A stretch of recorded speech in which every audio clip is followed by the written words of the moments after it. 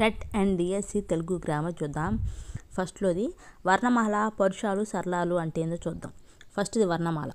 అక్షరం అంటే క్షరం కానిది, అంటే నాశనం లేనిది, శాశ్వతంగా ఉండేది. అక్షరాలనే మనం వర్గాలని కూడా అంటున్నాము. వర్ణం అంటే రంగు, కాబట్టి రంగుతో రాసిన ధ్వని ఆకారాన్ని మనం వర్ణం అంటున్నాం. క్రమపద్ధతిలో ఉన్న వర్ణాల సమూహాన్నే వర్ణమాల అంటున్నాం. నెక్స్ట్ సంస్కృత భాషకు వర్ణాలు 50. నెక్స్ట్ ప్రాకృత భాషకు వర్ణాలు 40. నెక్స్ట్ తెనుగునకు వర్ణాలు 36. నెక్స్ట్ ప్రస్తుతం వాడుకలో లేని అక్షరాలు 7. నెక్స్ట్ తెనుగు అనేది ఆంధ్రమునకు నేడు సమానార్థకములుగా వాడుచున్నాం. ఇక్కడ తెనుగు అనగా అచ్చ తెనుగు అని భావము. నెక్స్ట్ సంస్కృత సమం కంటే వేరైన భాష అచ్చ తెనుగు అట్టి తెనుగు భాషకు వర్ణములు 36. నెక్స్ట్ అవి అ, ఆ, ఇ, ఈ, ఉ, ఊ, ఏ, ఐ, ఓ, ఔ, అం, అహ. నెక్స్ట్ క, గ, చ, జ, ఠ, ఢ, అణ, థ, న, ప, బ, మ, య, ర, ల, వ, స, హ, అల. నెక్స్ట్ ఈ అచ్చ తెలుగు వర్ణాలలో అచ్చులు 14, హల్లులు 22. అయితే రు, జ, ఖ, ఛ, ఠ, ద, థ, ప, గ, డ, బ, జ్ఞ, స, ష, విసర్గ అనే 19 వర్ణాలతో ఏర్పడే పదాలను సంస్కృత సమాలు అని అంటారు. నెక్స్ట్ ఆంధ్ర భాష అనగా సంస్కృత సమాలు. తద్భవాలు దేశ పదాలతో కూడినది కనుకనే 36 తెనుగు వర్ణాలు, 19 సంస్కృత వర్ణాలు మనకు ప్రత్యేకంగా గల రా వర్ణంతో కలిపి 36 + 19 + 1 = 56 వర్ణాలు అయ్యాయి. నెక్స్ట్ ఆంధ్ర భాషకు వర్ణాలు 56. వీటిని 3 భాగాలుగా విభజించారు. అవి: ఒకటి అచ్చులు 16 అన్నమాట. రెండవది హల్లులు 37. నెక్స్ట్ మూడవది ఉభయాక్షరాలు 3 అన్నమాట. నెక్స్ట్ అచ్చులని మహేశ్వర సూత్రాలు అని అంటారు. ఈ మహేశ్వర సూత్రాలు అనేవి 14 ఉన్నాయి. నెక్స్ట్ వీటిలో మొదటి సూత్రం ఆతో ప్రారంభమై 4వ సూత్రం తో ఉంటుంది. ఈ విధంగా అచ్చు అనే శబ్దం వచ్చింది. ఇవి స్వతంత్రంగా పలుకబడతాయి. వీటికి ప్రాణాలు, స్వరాలు అని పేర్లు. నెక్స్ట్ అవి ఏంటంటే అ, ఆ, ఇ, ఈ, ఉ, ఊ, రు, ఏ, ఐ, ఓ, ఔ, అం, అహ. ఇవన్నీ కూడా అచ్చులు అనమాట. నెక్స్ట్ అచ్చుల వర్గీకరణ అనేది అచ్చులను 2 వర్గాలుగా విభజించవచ్చు. ఒకటి హస్వాచ్చులు, 2 దీర్ఘాచ్చులు. హస్వాచ్చులు అంటే 7 ఉన్నాయన్నమాట. ఒక మాత్ర కాలంలో ఉచ్చరించబడేవి హస్వాచ్చులు. ఆ 7 ఏంటంటే ఆ, ఈ, ఉ, రు, ఏ, ఓ. ఇవన్నీ హస్వాచ్చులు. నెక్స్ట్ రెండోది దీర్ఘాచ్చులు. ఇవి కూడా 7 ఉన్నాయి. 2 మాత్రల కాలంలో ఉచ్చరించబడేవి దీర్ఘాచ్చులు. అవి ఆ, ఈ, ఊ, రు, ఏ, ఓ. ఇవన్నీ దీర్ఘాచ్చులు. నెక్స్ట్ ప్లుతములు అనేవి ఉన్నాయి. ఆ ప్లుతములు అంటే 2, 3 మాత్రల కాలంలో ఉచ్చరించబడేవి ప్లుతములు. అవి ఐ, ఔ. దూరంగా ఉన్న వారిని పిలిచినప్పుడు ఉపయోగించున్నది ప్లుతము. ఉదాహరణ రాముడు. నెక్స్ట్ ప్లుతమును 3తో సూచిస్తారు. నెక్స్ట్ వక్రాలు అంటే ఏందో చూద్దాం. వంకరగా ఉండేవి వక్రాలు. అవి ఉదాహరణ ఏ, ఓ. ఇవన్నీ వక్రాలు. నెక్స్ట్ వక్రతమాలు అంటే మిక్కిలి వంకరగా ఉండునవి వక్రతమాలు. అవి ఐ, ఔ. ఇవన్నీ కూడా ఈ 2 కూడా వక్రతమాలు. నెక్స్ట్ వక్రాల వర్గీకరణ ఏంటో చూద్దాం. 1 హస్వవక్రాలు, 2 దీర్ఘవక్రాలు. హస్వవక్రాలు అంటే ఏ, ఓ. అది దీర్ఘవక్రాలు అంటే ఏ, ఓ. నెక్స్ట్ స్థానాన్ని బట్టి అచ్చుల వర్గీకరణ చూద్దాం. 1 కంఠ్యాచ్చులు అంటే అ, ఆ. 2 తాళవ్యాచ్చులు అంటే వీటినే తాళవ్యాలు అంటారు. అవి ఈ, ఏ. ఇవన్నీ ఈ 4 తాళవ్యాలు. నెక్స్ట్ 3వది మూర్ధన్యాలు అంటే రు. నెక్స్ట్ 4వది ఓష్ట్యాలు అంటే ఉ, ఓ. నెక్స్ట్ 5వది కంఠతాళవ్యాలు అంటే ఏ, ఐ. నెక్స్ట్ 6వది కంఠ్యోష్ట్యాలు అంటే ఓ, ఔ. నెక్స్ట్ 8వది సంయుక్తాక్షరాలు అంటే ఐ, ఔ. నెక్స్ట్ ఉభయాక్షరాలు చూద్దాం. ఇవి అవసరాన్ని బట్టి అచ్చులుగాను, హల్లులుగాను తీసుకోబడుతున్నందున వీటిని ఉభయాక్షరాలు అని పిలవడం జరుగుతుంది. అచ్చుల ధర్మాలను, హల్లుల ధర్మాలను కూడా కలిగి ఉంటాయి. ఇవి 3. 1 సున్నా, అరసున్నా, విసర్గ. సున్నాకు పూర్ణబిందువు, పూర్ణానుస్వారం అని పేర్లు. నెక్స్ట్ అరసున్నాకు అర్ధబిందువు, అల్పానుస్వారం అని పేర్లు కలవు. నెక్స్ట్ హల్లులు ఏంటో చూద్దాం. ఇవి అచ్చుల సహాయంతో పలుకుబడతాయి. వీటికి వ్యంజనాలు, ప్రాణులు అని పేర్లు కలవు. నెక్స్ట్ హల్లుల వర్గీకరణ చూద్దాం. 1 ఉత్పత్తి స్థానము, 2 నాదతంత్రులు, 3 గాలి నిర్గమించుట, 4 ప్రయత్న భేదము. నెక్స్ట్ ఉత్పత్తి భేదాన్ని బట్టి హల్లుల వర్గీకరణ చూద్దాం. 1 కంఠ్యాలు అంటే ఖ ఒత్తు క, గ ఒత్తు గ, ఞ హ. నెక్స్ట్ రెండవది తాళవ్యాలు అంటే ఛ ఒత్తు ఛ, జ ఒత్తు జ, ఇñె య స.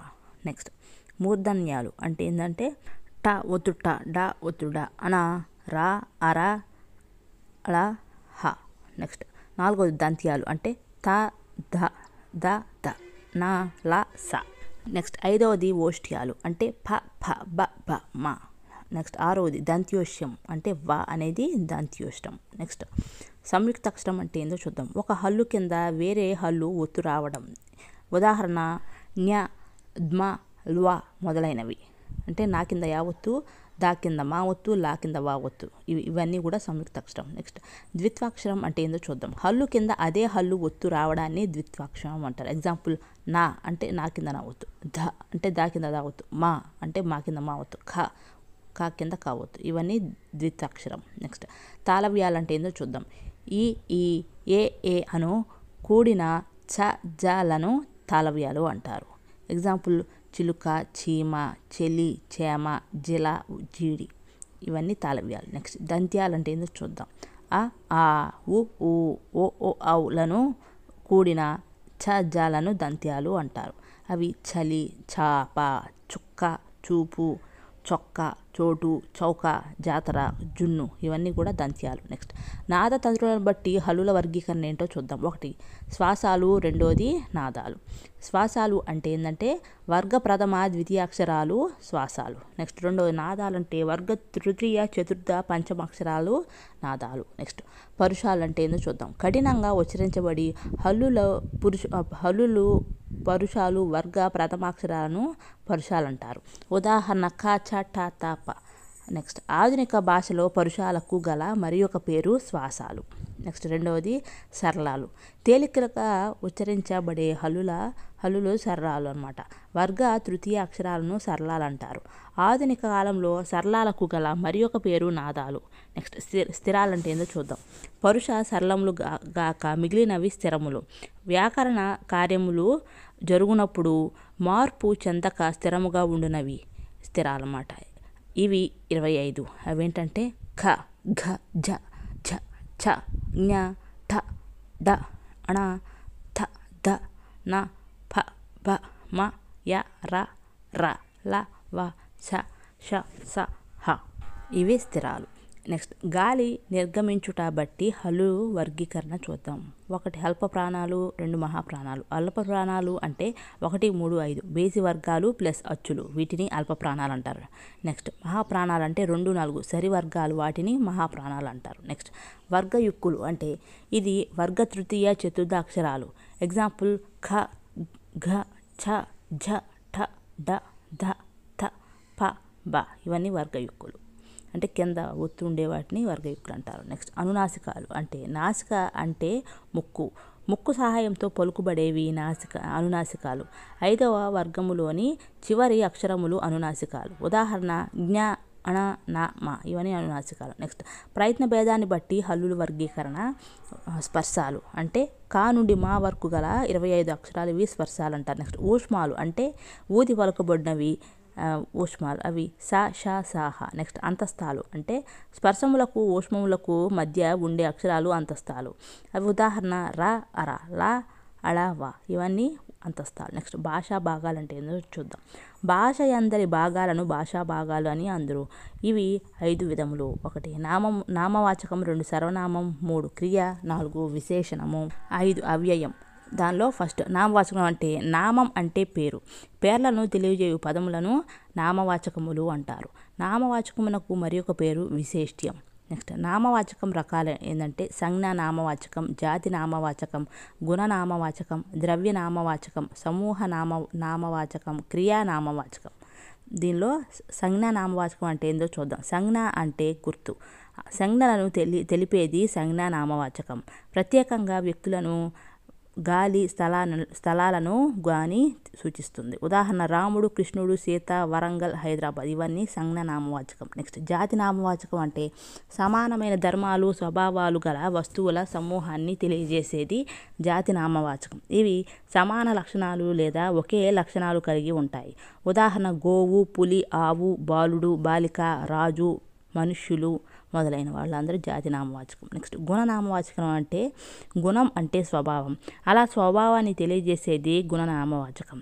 ఉదాహరణ మంచి, చెడు, పులుపు, తెలుపు, తెలివి, జ్ఞానము మొదలైనవి గుణనామవాచకం. నెక్స్ట్ ద్రవ్య నామవాచకం అంటే ద్రవ్యం అనగా ధనము.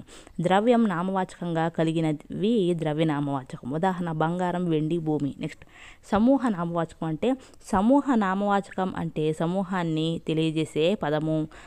సముదాయం అంటే గుంపు కానీ కొన్ని వస్తువుల సమూహం కానీ అవుతుంది.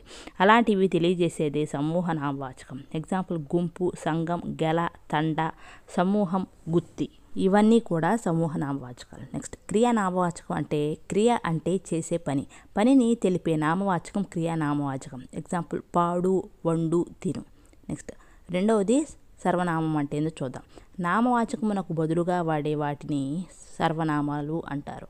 ఉదాహరణ అది, ఇది, అతడు, ఆమె, అవి, ఇవి, కొన్ని, పలు, ఆ సంఖ్యా నామవాచకములు మొదలైనవి. నెక్స్ట్ సర్వనామములు రకాలు చూద్దాం. నిర్దేశాత్మక సర్వనామములు 2.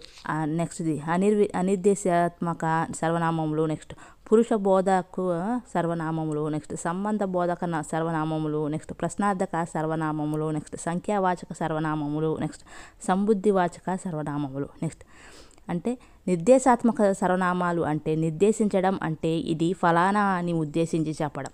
అలా ఉండే సర్వనామాలు నిర్దేశాత్మక సర్వనామాలు. ఎగ్జాంపుల్ అది, ఇది, ఇవి, అవి. నెక్స్ట్ అనిర్దేశాత్మక సర్వనామాలు అంటే అనిర్దేశం అంటే నిర్దేశించి చెప్పకపోవడం, ఇంత అంత అని లేకుండా ఎంతో కొంతను తెలిపే సర్వనామవాచకం. ఉదాహరణ అన్ని, ఇన్ని, కొన్ని. నెక్స్ట్ పురుష బోధక సర్వనామం అంటే ఉత్తమ, మధ్యమ, ప్రథమ పురుషాలకు సంబంధించిన సర్వనామాన్ని పురుష బోధక సర్వనామం అంటారు. ఎగ్జాంపుల్ ఉత్తమ పురుష నేను, మేము. నెక్స్ట్ మధ్యమ పురుష నీవు, మీరు. నెక్స్ట్ ప్రథమ పురుష వాడు, వారు, తాను, ఆమె, అతడు. నెక్స్ట్ లింగ బోధకు పురుష, ప్రథమ పురుష. నెక్స్ట్ ప్రథమ పురుషకు గల పేర్లు అధమ పురుష, అన్య పురుష. నెక్స్ట్ సంబంధం బోధన సర్వనామం అంటే సంబంధం ఉండే అర్థాన్ని తెలియజేసేది సంబంధం బోధన సర్వనామం. ప్రశ్నార్థక సర్వనామంతో నిర్దేశాత్మక సర్వనామముకు అన్వయం కుదిరిన సర్వనామమే సంబంధం బోధన సర్వనామము. ఉదాహరణ ఈ పని ఎవరు చేస్తాడో వాడే దోషి. ఇక్కడ ఎవడు, వాడు అనే 2 సర్వనామాలు ఉన్నాయి. నెక్స్ట్ ప్రశ్నార్థక సర్వనామము అంటే ప్రశ్నించేటట్లుగా అడగబడే సర్వనామ పదాలు ప్రశ్నార్థక సర్వనామ పదాలు. ఉదాహరణ ఎవరు, ఎందుకు, ఎలా క్వశ్చన్ మార్కులు ఉంటాయి కాబట్టి ప్రశ్నార్థక సర్వనామం. నెక్స్ట్ సంఖ్యావాచక సర్వనామము అంటే సంఖ్యను తెలియజేసే సర్వనామము. ఉదాహరణ అతడు ఒక్కడే గాని 1000 ఏనుగుల బలవంతుడు. ఇక్కడ ఒక్కడు, 1000 అనునవి సంఖ్యావాచక సర్వనామములు. నెక్స్ట్ సంబుద్ధి వాచక సర్వనామము అంటే సంబోధన స్థానంలో నామవాచకమునకు బదులుగా వాడబడు సర్వనామము సంబుద్ధి అనగా సంబోధన. నెక్స్ట్ ఉదాహరణ ఏమండి, ఎప్పుడు వచ్చారు అనే వాక్యంలో ఏమండి అనున్నది సంబుద్ధి వాచక సర్వనామము. నెక్స్ట్ క్రియల గురించి చూద్దాం. క్రియ అనగా ధాతువు. చేసే పనిని తెలియజేసే పదాన్ని క్రియ అంటారు. ఉదాహరణ రాము పాఠము చెప్పుచున్నాడు. ఇక్కడ చెప్పుట అనేది చేసే పనిని తెలియజేయుచున్నది కనుక ఇది క్రియ. నెక్స్ట్ క్రియ 2 రకాలు. అవి 1 సమాపక క్రియ, 2 అసమాపక క్రియ. దానిలో ఫస్ట్ సమాపక క్రియ అంటే ఆత్మీయక భావాన్ని పూర్తి చేసే వాటిని సమాపక క్రియలు అంటారు. ఉదాహరణ రాజు స్వయంవరంలో తన బాహుబలాన్ని ప్రదర్శించాడు అనేది సమాపక క్రియ. నెక్స్ట్ రెండవది అసమాపక క్రియ అంటే వాక్యం యొక్క భావాన్ని పూర్తి చేయని క్రియలను అసమాపక క్రియలు అంటారు. ఎగ్జాంపుల్ రాజు స్వయంవరంలో తన బలాన్ని ప్రదర్శించి అనేది అసమాపక క్రియ. నెక్స్ట్ అసమాపక క్రియలోని రకాలేంటో చూద్దాం. దానిలో క్వార్థం అంటే భూతకాలిక అసమాపక క్రియను క్వార్థం అంటారు. క్వార్థం హేత్వార్థకంగా కూడా పనిచేస్తుంది. ధాతువుకి ఈ చేరిస్తే క్వార్థం ఏర్పడుతుంది. ఉదాహరణ చదివి, వెళ్ళి, విని. ఇవి ఈ అనేది ఉంటుంది కాబట్టి క్వార్థం. నెక్స్ట్ వ్యతిరేక క్వార్థకం అంటే చూద్దాం. వ్యతిరేక క్వార్థకం అంటే ధాతువుకి అక చేరుతుంది. ఉదాహరణ చదవక, వెళ్ళక, వినక. ఇవన్నీ వ్యతిరేక క్వార్థకం. నెక్స్ట్ది శత్రర్థకం అంటే ఏందో చూద్దాం. ధాతువుకి చున్ చేరుతుంది. ఇవి శత్రర్థకం. ఉదాహరణ చదువుచున్, వినుచున్, వెళ్ళుచున్. ఇవన్నీ శత్రర్థకం. నెక్స్ట్ తమున్నర్థకం అంటే ఏందో చూద్దాం. ధాతువుకి అన్ చేరుతుంది. ఇవి తమున్నర్థకం. ఉదాహరణ చదువన్, విననన్, వెళ్ళనన్. ఇవన్నీ తమున్నర్థకం. నెక్స్ట్ ఛేదార్థకం అంటే ధాతువుకి తే లేదా ఇతే చేరుతుంది. ఎగ్జాంపుల్ చదివినా, చదివితే. ఇవన్నీ ఛేదార్థకం. నెక్స్ట్ అనంతర్యార్థకం అంటే ధాతువుకి డున్ చేరుతుంది. ఇవన్నీ అనంతర్యార్థకం. ఎగ్జాంపుల్ చదువుడున్, వినుడున్, వెళ్ళుడున్. ఇవన్నీ అనంతర్యార్థకం. నెక్స్ట్ అప్యర్థకం అంటే ధాతువుకి ఇనా చేరుతుంది. ఇవన్నీ అప్యర్థకం. ఎగ్జాంపుల్ ఆయన అంత తినినా కడుపు నిండలేదు అనేది అప్యర్థకం. అంటే తినినా, ఈనా అనేది వస్తుంది కాబట్టి. నెక్స్ట్ కాలాన్ని బట్టి క్రియలు రకాలేంటో చూద్దాం. దానిలో ఒకటి వర్ధమాన క్రియ అంటే ఇప్పుడు జరుగుతున్న కాలంలో చేస్తున్న పనిని గూర్చి తెలియజేసేది వర్ధమాన క్రియ. ఎగ్జాంపుల్ రాజు రాణిని పెండ్లి ఆడుచున్నాడు. నెక్స్ట్ది భూతకాల క్రియ అంటే జరిగిపోయిన కాలంలో చేసిన పనిని గూర్చి తెలియజేసేది భూతకాల క్రియ. ఎగ్జాంపుల్ రాజు రాణిని పెండ్లి ఆడెను. ఇవన్నీ భూతకాల క్రియ. నెక్స్ట్ రెండవది భవిష్యత్ కాల క్రియ అంటే ఇక ముందు జరగబోయే కాలంలో చేయబోతున్న పనిని గూర్చి తెలియజేసేది భవిష్యత్ కాల క్రియ. ఎగ్జాంపుల్ రాజు రాణిని పెండ్లి ఆడగలడు. నెక్స్ట్ తద్ధర్మక క్రియ అంటే స్వధర్మం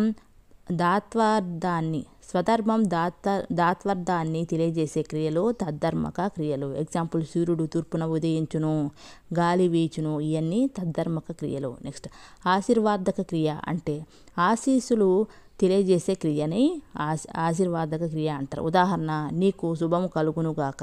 ఇవన్నీ ఆశీర్వాదక క్రియ. నెక్స్ట్ సంప్రదనార్థక క్రియ అంటే ప్రార్థించడానికి తెలియజేసేది సంప్రదనాత్మక క్రియ. ఉదాహరణ రాజా నన్ను క్షమింపవా అనేది సంప్రదనార్థక క్రియ. నెక్స్ట్ శాపార్థక క్రియ అంటే శాపాన్ని తెలియజేసేది శాపార్థక క్రియ. ఉదాహరణ నీవు కష్టములు పొందుగాక. ఇవి శాపార్థక క్రియ. నెక్స్ట్ వ్యతిరేక క్రియ అంటే వ్యతిరేకాన్ని తెలియజేసే క్రియని వ్యతిరేక క్రియ అంటారు. ఉదాహరణ అతడు రాయుడు, ఇతను తినడు. ఇవన్నీ వ్యతిరేక క్రియ. నెక్స్ట్ క్రియలు కర్మలను బట్టి రెండు రకాలు. అవి ఒకటి సకర్మక క్రియ, రెండు అకర్మక క్రియ. సకర్మక క్రియ అంటే కర్మతో కూడి ఉండే క్రియలు సకర్మక క్రియలు. కర్మ క్రియను కోరుతుంది. ఉదాహరణ వంచు, దించు, కాల్చు మొదలైనవి సకర్మక క్రియలు. నెక్స్ట్ అకర్మక క్రియ అంటే ఇది కర్మతో కూడి ఉండని క్రియ. ఉదాహరణ దిగు, ఆగు. ఇలాంటివన్నీ అకర్మక క్రియలు. నెక్స్ట్ క్రియలు పరస్మై పదములు, ఆత్మనే పదములు అని మరి రెండు రకాలు. దానిలో ఒకటి పరస్మై క్రియలు అంటే ఇతరుల కొరకు చేసేవి పరస్మై పదములు. ఉదాహరణ రాము చదువుచున్నాడు, గోపి వండుచున్నాడు. నెక్స్ట్ రెండవది ఆత్మనే పదములు అంటే తన కొరకు చేసేవి ఆత్మనే పదములు. ఉదాహరణ రాము చదువుకొనుచున్నాడు, గోపి వండుకొనుచున్నాడు. ఇవన్నీ తనకు తాను చేసుకుంటాడు కాబట్టి ఇవి ఆత్మనే పదములు. నెక్స్ట్ హేత్వర్ధకం అంటే ఏందో చూద్దాం. ప్రధాన క్రియ జరగడానికి కారణాన్ని తెలుపున్నది హేత్వర్ధకం. ఎగ్జాంపుల్ అద్దం కింద పడి పగిలిపోయింది. ఈ వాక్యంలో కింద పడి అనున్నది హేత్వార్థకం. నెక్స్ట్ ప్రేరణార్థక క్రియ అంటే చూద్దాం. ధాతువుకి ఇంచు చేరుట వలన ఏర్పడే క్రియ ప్రేరణార్థక క్రియ. ఉదాహరణ తినిపించు, కొట్టించు మొదలైనవి ప్రేరణార్థక క్రియ. నెక్స్ట్ ద్వికర్మకం అంటే రెండు కర్మలను కోరే క్రియని ద్వికర్మకం అంటారు. ఉదాహరణ రాముడు సీతకు పువ్వునిచ్చెను. దీనిలో రెండు క్రియలు ఉన్నాయి కాబట్టి ఇది ద్వికర్మకం. నెక్స్ట్ విశేషణం అంటే ఏందో చూద్దాం. నామవాచకములు సర్వనామముల యొక్క గుణాన్ని, లక్షణాన్ని తెలిపేవి విశేషణం. దానిలో విశేషణం రకాలు ఏంటంటే జాతి ప్రయుక్త విశేషణం, క్రియా ప్రయుక్త విశేషణం, నెక్స్ట్ గుణ ప్రయుక్త విశేషణం, నెక్స్ట్ ద్రవ్య ప్రయుక్త విశేషణం, నెక్స్ట్ సంఖ్యా ప్రయుక్త విశేషణం, నెక్స్ట్ సంజ్ఞ ప్రయుక్త విశేషణం. దానిలో జాతి ప్రయుక్త విశేషణం అంటే ఒక జాతి నామవాచకం విశేషణం చెబితే అది జాతి విశేషణము. ఉదాహరణ అతడు బ్రాహ్మణుడు. ఇక్కడ బ్రాహ్మణత్వం అనేది జాతిని తెలియజేసే పదం గనుక బ్రాహ్మణత్వం అనునది విశేషణం. నెక్స్ట్ క్రియా విశేషణం అంటే క్రియాపదంతో కూడి ఉండే విశేషణం క్రియా ప్రయుక్త విశేషణం. ఉదాహరణ వెల్లువాడు, పోవువాడు మొదలైనవి. ఇక్కడ వెల్లువాడు అనేది క్రియాప్రయుక్త విశేషణం, ధాతుజ విశేషణం అని కూడా అంటారు. నెక్స్ట్ ఉదాహరణ రాత్రి నా కూతురు పట్టెడన్నం పెట్టింది అను వాక్యంలో రేత్రి అనునది క్రియా విశేషణం. నెక్స్ట్ గుణప్రయుక్త విశేషణం అంటే ఏందో చూద్దాం. గుణం అంటే స్వభావం. గుణంతో కూడి ఉన్న విశేషణం గుణప్రయుక్త విశేషణం. స్వభావం, పరిమాణం, రంగు మొదలైనవి విశేషణాలుగా ఉండేవి గుణప్రయుక్త విశేషణం. ఉదాహరణ అతడు నల్లనివాడు, తెల్లని గుర్రము మొదలైనవి. ఈ వాక్యంలో అతడు ఎటువంటి వాడో నల్లని అనే పదం తెలియజేస్తుంది. నలుపు గుణం కనుక ఇది గుణప్రయుక్త విశేషణం. నెక్స్ట్ ద్రవ్య ప్రయుక్త విశేషణం అంటే ద్రవ్యం అంటే పదార్థం, ధనం మొదలైనవి. అటువంటి పదములు విశేషణంగా ఉంటే అవి ధన ప్రయుక్త విశేషణాలు. ఉదాహరణ రాముడు ధనవంతుడు. ఇవి ద్రవ్య ప్రయుక్త విశేషణం. నెక్స్ట్ సంఖ్యా ప్రయుక్త విశేషణం అంటే ఒక సంఖ్యావాచకం విశేషణంగా ప్రయుక్తం అయితే దానిని సంజ్ఞా ప్రయుక్త విశేషణం అంటారు. ఎగ్జాంపుల్ అతడొక్కడు బాలుడు. ఒక్కడు అనేది సంఖ్యావాచక విశేషణం కనుక ఇది సంఖ్యా ప్రయుక్త విశేషణం. నెక్స్ట్ సంజ్ఞా ప్రయుక్త విశేషణం అంటే సంజ్ఞను తెలియజేసేది సంజ్ఞా ప్రయుక్త విశేషణం. ఉదాహరణ ఆమె దేవదత్తుని భార్య. ఇక్కడ దేవదత్తుడు సంజ్ఞావాచకం కనుక ఇది సంజ్ఞా ప్రయుక్త విశేషణం. నెక్స్ట్ అవ్యయాలు అంటే లింగ వచన విభక్తి శూన్యమైనది అవ్యయం. ఎగ్జాంపుల్ అక్కడ, ఇక్కడ, ఎక్కడ, ఆహా, ఓహో, కాని, సభాష్ మొదలైనవి అవ్యయాలు. ఈ అవ్యయాలు ప్రధానంగా 3 రకాలు. 1 ప్రతిపదోక్తాలు అంటే సహజంగా ఏర్పడే అవ్యయాలు ప్రతిపదోక్తాలు. ఉదాహరణ అక్కడ, ఇక్కడ, ఎక్కడ, ఎటకేలకు, ఆహా, ఓహో, బల, ఔరా, బహుశా, అయ్యో, అమ్మో, అలాగా, ఇలాగా, అయ్యారే మొదలైనవి ప్రతిపదోక్తాలు. నెక్స్ట్ 2వది లాక్షణికాలు అంటే లక్షణం అంటే శాస్త్రం. వ్యాకరణ శాస్త్ర ప్రకారము అవ్యయాలుగా మారినవి లాక్షణికాలు. అసమాపక క్రియలన్నీ లాక్షణిక అవ్యయాలు. ఉదాహరణ చేసి, పోయి, ఏది, వచ్చి, వెళ్ళి మొదలైనవి లాక్షణికాలు. నెక్స్ట్ 3వది సముచ్చయావ్యయాలు అంటే యు, ను అనునవి సముచ్చయ అవ్యయాలు.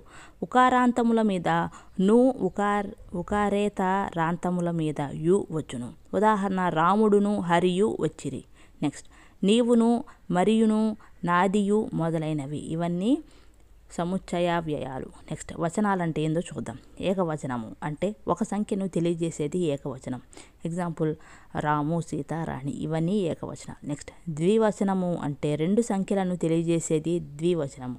ఉదాహరణ 2 రాములు, 2 సీతలు ఇవి ద్వివచనాలు. నెక్స్ట్ బహువచనము అంటే 3 అంతకు మించి అనంత సంఖ్యలను తెలియజేసేవి బహువచనాలు. ఎగ్జాంపుల్ రాములు, సీతలు ఇవన్నీ బహువచనాలు. నెక్స్ట్ నిత్యేక వచనాలు అంటే ఇవి ఎప్పుడు ఏకవచనాలుగానే ఉంటాయి. ఉదాహరణ అక్కడ, ఇక్కడ, ఎక్కడ, అచ్చట, ఇచ్చట, బంగారము మొదలైనవన్నీ నిత్యేక వచనాలు. నెక్స్ట్ నిత్య బహువచనాలు అంటే ఇవి ఎప్పుడు బహువచనాలుగానే ఉంటాయి. ఎగ్జాంపుల్ పేలాలు, పాలు, నీళ్లు, కందులు, వడ్లు, పెసలు మొదలైనవన్నీ నిత్య బహువచనాలు. నెక్స్ట్ లింగం అంటే ఏందో చూద్దాం. లింగాలని వాచకాలని కూడా అంటారు. నెక్స్ట్ స్త్రీ పురుష జడభేదములను తెలుపునది లింగం. నెక్స్ట్ పురుషలింగం, పుంలింగం అనేది మహద్వాచకం లేదా మహత్తులు పురుషుల గురించి తెలిపేది. నెక్స్ట్ స్త్రీలింగం మహతీ వాచకం అనేది స్త్రీలను గురించి తెలిపేది. నెక్స్ట్ నపుంసకలింగం అనేది అమహద్వాచకం లేదా క్లీబము అమహత్తులు పై 2 కాక మిగిలినవి గురించి తెలిపేది అనమాట. నెక్స్ట్ శబ్దాన్ని ఆశ్రయించి సంస్కృతంలో లింగము ఉంటుంది. నెక్స్ట్ అర్థాన్ని ఆశ్రయించి తెలుగులో లింగము ఉంటుంది. నెక్స్ట్ సంస్కృతంలో లింగం ఎన్ని రకాలు అంటే 3 రకాలు.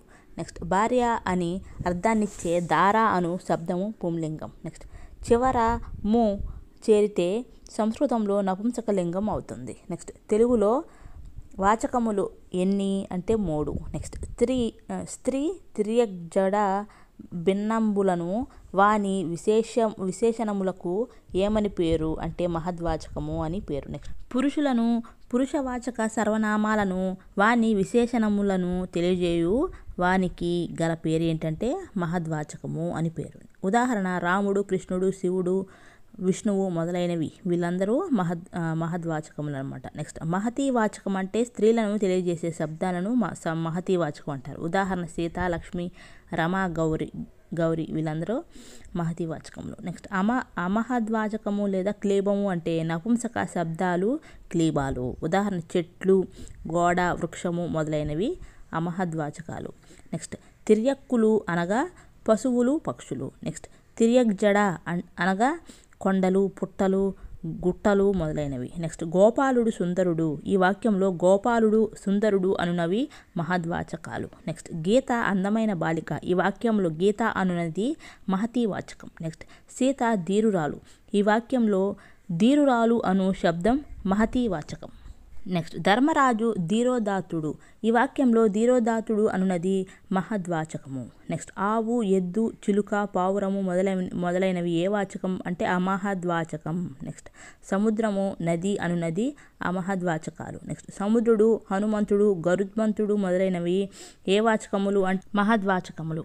నెక్స్ట్ పురుషాలు అంటే ఏందో చూద్దాం. పురుషాలు 3 రకాలు. 1 ప్రథమ పురుష, 2 మధ్యమ పురుష, 3 ఉత్తమ పురుష.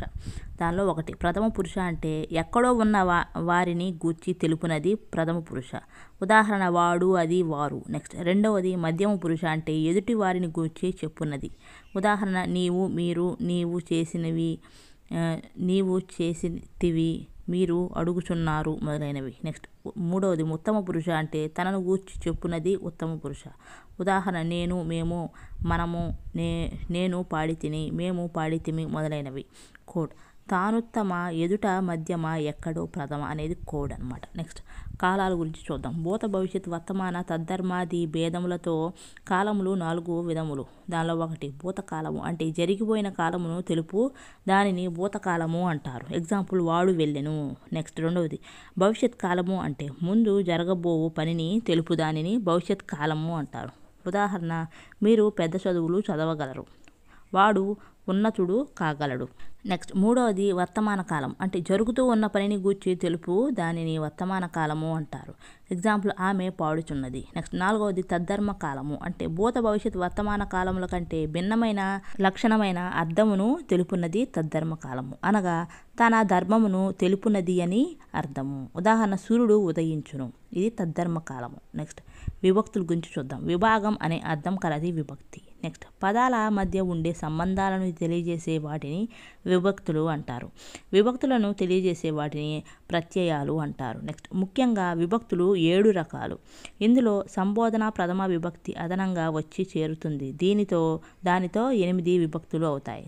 నెక్స్ట్ తెలుగులో విభక్తులు 1 డూము, ఊలు ప్రథమ విభక్తి. నెక్స్ట్ 2వది నిన్, నున్, లన్ గూర్చి, గురించి ద్వితీయ విభక్తి. చేతంచేన్, తోడంతో తృతీయ విభక్తి. కొరకున్, కై చతుర్థి విభక్తి. వలను, కంటెన్ పట్టి పంచమి విభక్తి. కిన్, కున్ యొక్క లోన్ లోపల షష్ఠి విభక్తి. అందున్నన్ సప్తమి విభక్తి. ఓ, ఓయి, ఓరి, ఓసి సంబోధన ప్రథమ విభక్తి. నెక్స్ట్ తెలుగులో ఎక్కువ వాడుకలో ఉన్న విభక్తులు షష్ఠి, సప్తమి. నెక్స్ట్ సంబంధాన్ని సూచించే విభక్తి షష్ఠి విభక్తి. నెక్స్ట్ 1 అంగాంగ సంబంధం అంటే శరీర అవయవాలను చెప్పుట. ఎగ్జాంపుల్ దేవి హస్తం, బ్రహ్మపాదం. నెక్స్ట్ 2వది బంధు సంబంధం అంటే ఎవరికి ఏమవుతారో తెలుపుట. ఉదాహరణ సీత మరిది. నెక్స్ట్ 3వది కర్తృత్వ సంబంధం అంటే కర్త ఎవరో చెప్పుట. ఉదాహరణ కాళిదాసు నాటకాలు, పికాసో చిత్రం, శ్రీశ్రీ మహాప్రస్థానం. నెక్స్ట్ 4వది స్వస్వామి సంబంధం అంటే యజమాని ఎవరో చెప్పుట. ఉదాహరణ ప్రభుత్వ కార్యాలయం, విష్ణులోకం, రాజభవనం. నెక్స్ట్ 5వది జన్యు సంబంధం అంటే తండ్రి ఎవరో చెప్పుట. ఉదాహరణ హరిహరపుత్రుడు, వాయుపుత్రుడు. నెక్స్ట్ ఔపవిభక్తుల గురించి చూద్దాం. ఈటీతి అనే అక్షరాలు ఔపవిభక్తులు.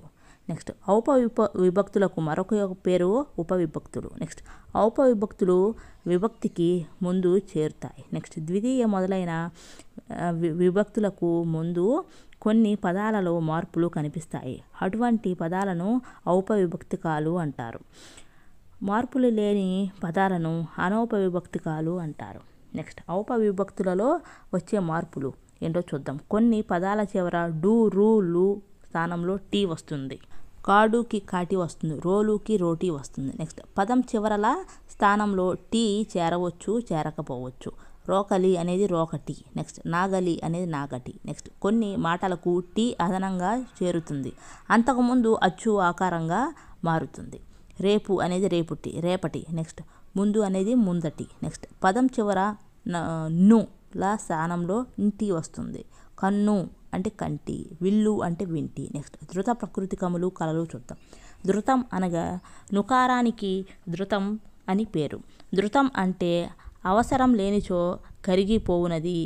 ఏ పదము చివర నకారము తీసివేసినను అర్థం చెడదో అట్టి నకారమునకు ధృతమని పేరు.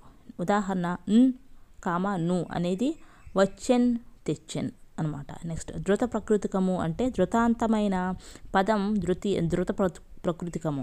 ధృతం చివర గల పదాన్ని ధృత ప్రకృతికము అంటారు. నెక్స్ట్ కళలు అంటే తెలుగులో ధృత ప్రకృతికములు కానివన్నీ కళలు.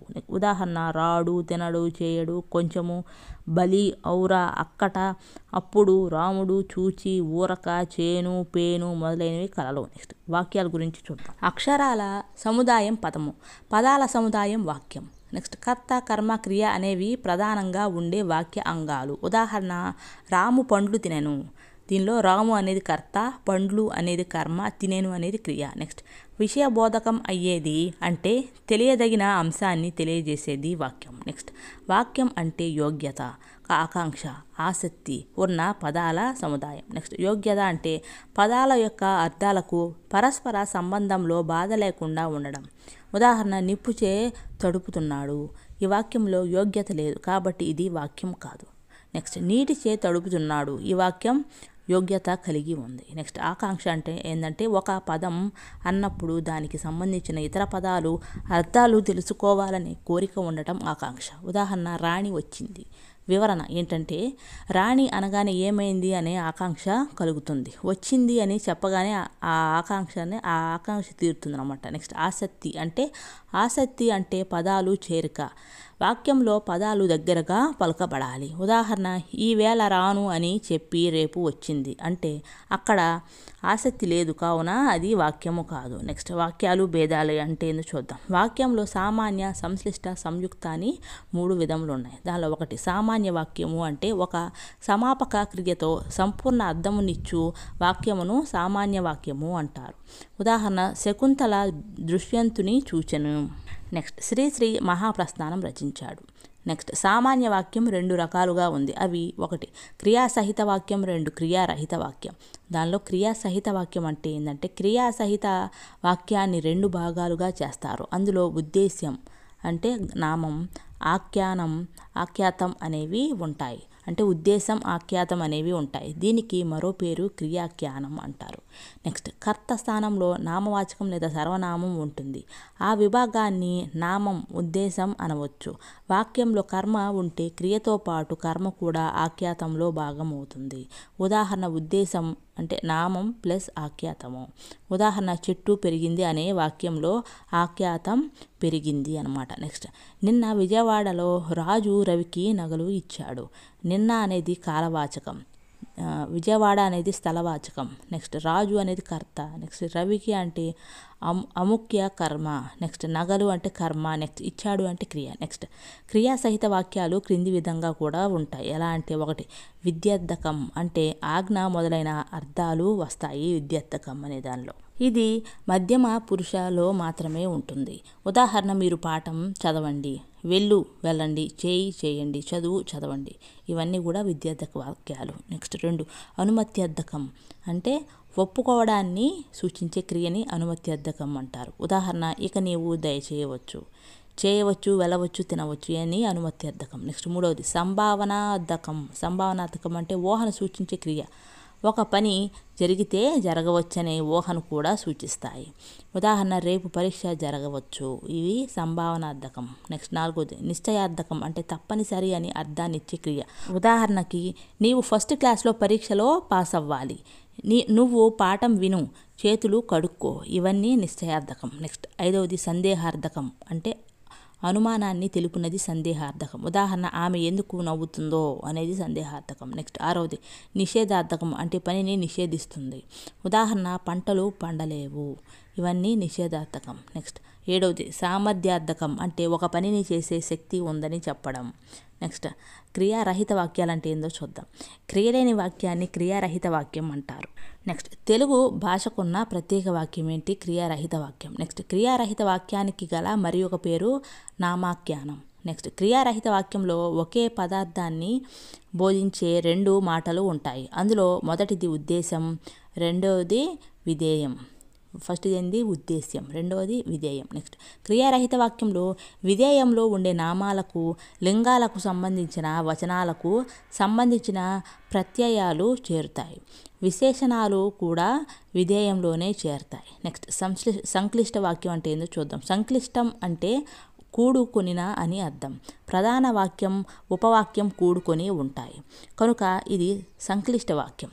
నెక్స్ట్ ఒక సమాపక క్రియ, ఒకటి లేదా అంతకన్నా ఎక్కువ అసమాపక క్రియలు గల వాక్యాన్ని సంశ్లిష్ట వాక్యం అంటారు. నెక్స్ట్ సంక్లిష్ట వాక్యంలో ఉపవాక్యాలు ఎన్నైనా ఉండవచ్చు. నెక్స్ట్ సంశ్లిష్ట వాక్యంలో ఉపవాక్యంలోని క్రియలు ప్రధాన వాక్యంలోని సమాపక క్రియ సూచించే పని కంటే ముందు జరిగిన పనులను తెలియజేస్తాయి. నెక్స్ట్ అనేక అసమాపక క్రియలతో కూడి ఉండే ఒకే సమాపక క్రియ కలిగిన వాక్యం సంక్లిష్ట వాక్యం. నెక్స్ట్ సామాన్య వాక్యాలు, సంక్లిష్ట వాక్యాలు ఉదాహరణలు చూద్దాం. తాత భారతం చదివాడు, తాత నిద్రపోయాడు అనేది సామాన్య వాక్యం. నెక్స్ట్ తాత భారతం చదివి నిద్రపోయాడు అనేది సంక్లిష్ట వాక్యం. నెక్స్ట్ రైలు వచ్చింది, చుట్టాలు రాలేదు సామాన్య వాక్యం. నెక్స్ట్ రైలు వచ్చినా చుట్టాలు రాలేదు అనేది సంక్లిష్ట వాక్యం. నెక్స్ట్ గమనిక, సామాన్య వాక్యాలు సంశ్లిష్ట వాక్యాలుగా మారేటప్పుడు ఉపవాక్యాలలో సమాపక క్రియలు అసమాపక క్రియలుగా మారతాయి. స్వరూపనామం లోపం కలిగిన ఒక నామపదం మాత్రమే మిగులుతుంది. నెక్స్ట్ సంయుక్త వాక్యాలు అంటే ఏందో చూద్దాం. సమప్రాధాన్యం గల వాక్యాలు కలిగి ఒక వాక్యంగా ఏర్పడితే దానిని సంయుక్త వాక్యం అంటారు. సంయుక్త వాక్యంలో అన్ని సమప్రాధాన్యం గల వాక్యాలే ఉంటాయి. నెక్స్ట్ సామాన్య వాక్యాలు, సంయుక్త వాక్యాలు ఉదాహరణలు చూద్దాం. విమల తెలివైనది, విమల అందమైనది అనేది సామాన్య వాక్యం. నెక్స్ట్ విమల అందమైనది, తెలివైనది అనేది సంయుక్త వాక్యం. నెక్స్ట్ ఆయన ప్రొఫెసరా, ఆయన డాక్టరా అనేది సామాన్య వాక్యం. ఆయన ప్రొఫెసరా, డాక్టరా అనేది సంయుక్త వాక్యం. నెక్స్ట్ రవి కవిత్వం రాస్తాడు, రవి కథలు రాస్తాడు అనేది సామాన్య వాక్యం. రవి కవిత్వము, కథలు రాస్తాడు అనేది సంయుక్త వాక్యం. నెక్స్ట్ కర్తరి వాక్యము, ఆ కర్మని వాక్యం గురించి చూద్దాం. కర్త ప్రధానంగా కలిగే వాక్యాలు కర్తరి వాక్యాలు. నెక్స్ట్ కర్మ ప్రధానంగా కలిగే వాక్యాలు కర్మని వాక్యాలు. నెక్స్ట్ కర్మని వాక్యంలో కర్మ ప్రధానంగా ఉంటుంది. చేసే పనిని తెలియజేసే పదం కర్మ అయితే ఆ పనిని చేసేవాడు కర్త. కర్మిణి వాక్యంలో బడు, బడి అనే క్రియను అనుసరించి ఉంటాడు. ఈ ప్రయోగంలో తెలుగులో లేదు, అది ఇతర భాషల నుండి వచ్చింది. బడు, బడికి అసలు రూపం పడు, పడి అనున్నది. నెక్స్ట్ కర్మని వాక్యం అంటే ఏందో చూద్దాం. ఒకటి రామునిచే విభీషణుడు రక్షింపబడెను. రెండవది రామునిచే రాక్షసులు సంహరించబడిరి. నెక్స్ట్ మొదటి వాక్యంలో ఏకవచనం, రెండవ వాక్యంలో బహువచనం ఉన్నందున క్రియ మొదటి దాంట్లో ఏకవచనంగాను రెండవ వాక్యంలో బహువచనంగాను ఉంటుంది. కర్మని వాక్యం అంటే ఏందో చూద్దాం. ఒకటి రాముడు విభీషణుని రక్షించాడు. రెండవది రాముడు రాక్షసులను సంహరించాడు. అంటే కర్తరి వాక్యంలో కర్తకు ప్రథమ విభక్తి వస్తుంది, కర్మకు ద్వితీయ విభక్తి వస్తుంది. కర్మని వాక్యంలో కర్తకు తృతీయ విభక్తి, కర్మకు ప్రథమ విభక్తి వస్తుంది. నెక్స్ట్ ఉదాహరణలు. రామకృష్ణారావు ఆమోద ముద్ర వేశారు అంటే కర్తరి వాక్యం ఇది. నెక్స్ట్ రామకృష్ణారావు గారిచే ఆమోద ముద్ర వేయబడింది అనేది కర్మని వాక్యం. నెక్స్ట్ బూర్గుల వారు మంచి నిర్ణయాలు తీసుకున్నారు అనేది కర్తరి వాక్యం. నెక్స్ట్ బూర్గుల వారి చేత మంచి నిర్ణయాలు తీసుకోబడ్డాయి అనేది కర్మని వాక్యం. నెక్స్ట్ జిడ్డు కృష్ణమూర్తి గారు ఎన్నో మంచి విషయాలను చెప్పారు, కర్తరి వాక్యం. నెక్స్ట్ ఎన్నో మంచి విషయాలు జిడ్డు కృష్ణమూర్తిచే చెప్పబడ్డాయి అనేది కర్మని వాక్యం. నెక్స్ట్ ప్రత్యక్ష కథనం, పరోక్ష కథనం అంటే ఏందో చూద్దాం. దానిలో ప్రత్యక్ష కథనం అంటే ఒక వ్యక్తి చెప్పిన మాటలను యథాతథంగా ఉన్నది ఉన్నట్టుగా చెప్పడం ప్రత్యక్ష కథనం. ప్రత్యక్ష కథనానికి మరి ఒక పేరు ప్రత్యక్షానుకృతి. ఉదాహరణ, నేను చదువుచున్నాను అని సరళ చెప్పింది. నెక్స్ట్ రెండవది పరోక్ష కథనం అంటే ఏందో చూద్దాం. వేరే వాళ్ళు చెప్పిన దాన్ని మన మాటల్లో చెబితే అది పరోక్ష కథనం. పరోక్ష కథనానికి మరి ఒక పేరు పరోక్ష అనుకృతి. ఉదాహరణ, తాను చదువుచున్నానని సరళ చెప్పింది. నెక్స్ట్ అనుకారకం. అనుకారకం అంటే ఏందో చూద్దాం. ప్రత్యక్ష కథనం, పరోక్ష కథనం ఈ రెండు కూడా అనుకరణాలే. అనుకరణంలో అంతా చెప్పి చివర అని అన పదాన్ని వాడతాం. కథనం చివర ఈ అని ని వాడతాం. దీనికి అనుకారకం అని పేరు. అంటే అని అనుకారక పదం. నెక్స్ట్ ప్రత్యక్ష కథనానికి పరోక్ష కథనంలోనికి మార్చుట ఎలాగో చూద్దాం. దానిలో కాకి కావు కావు అని కూస్తుంది అనేది ప్రత్యక్షం.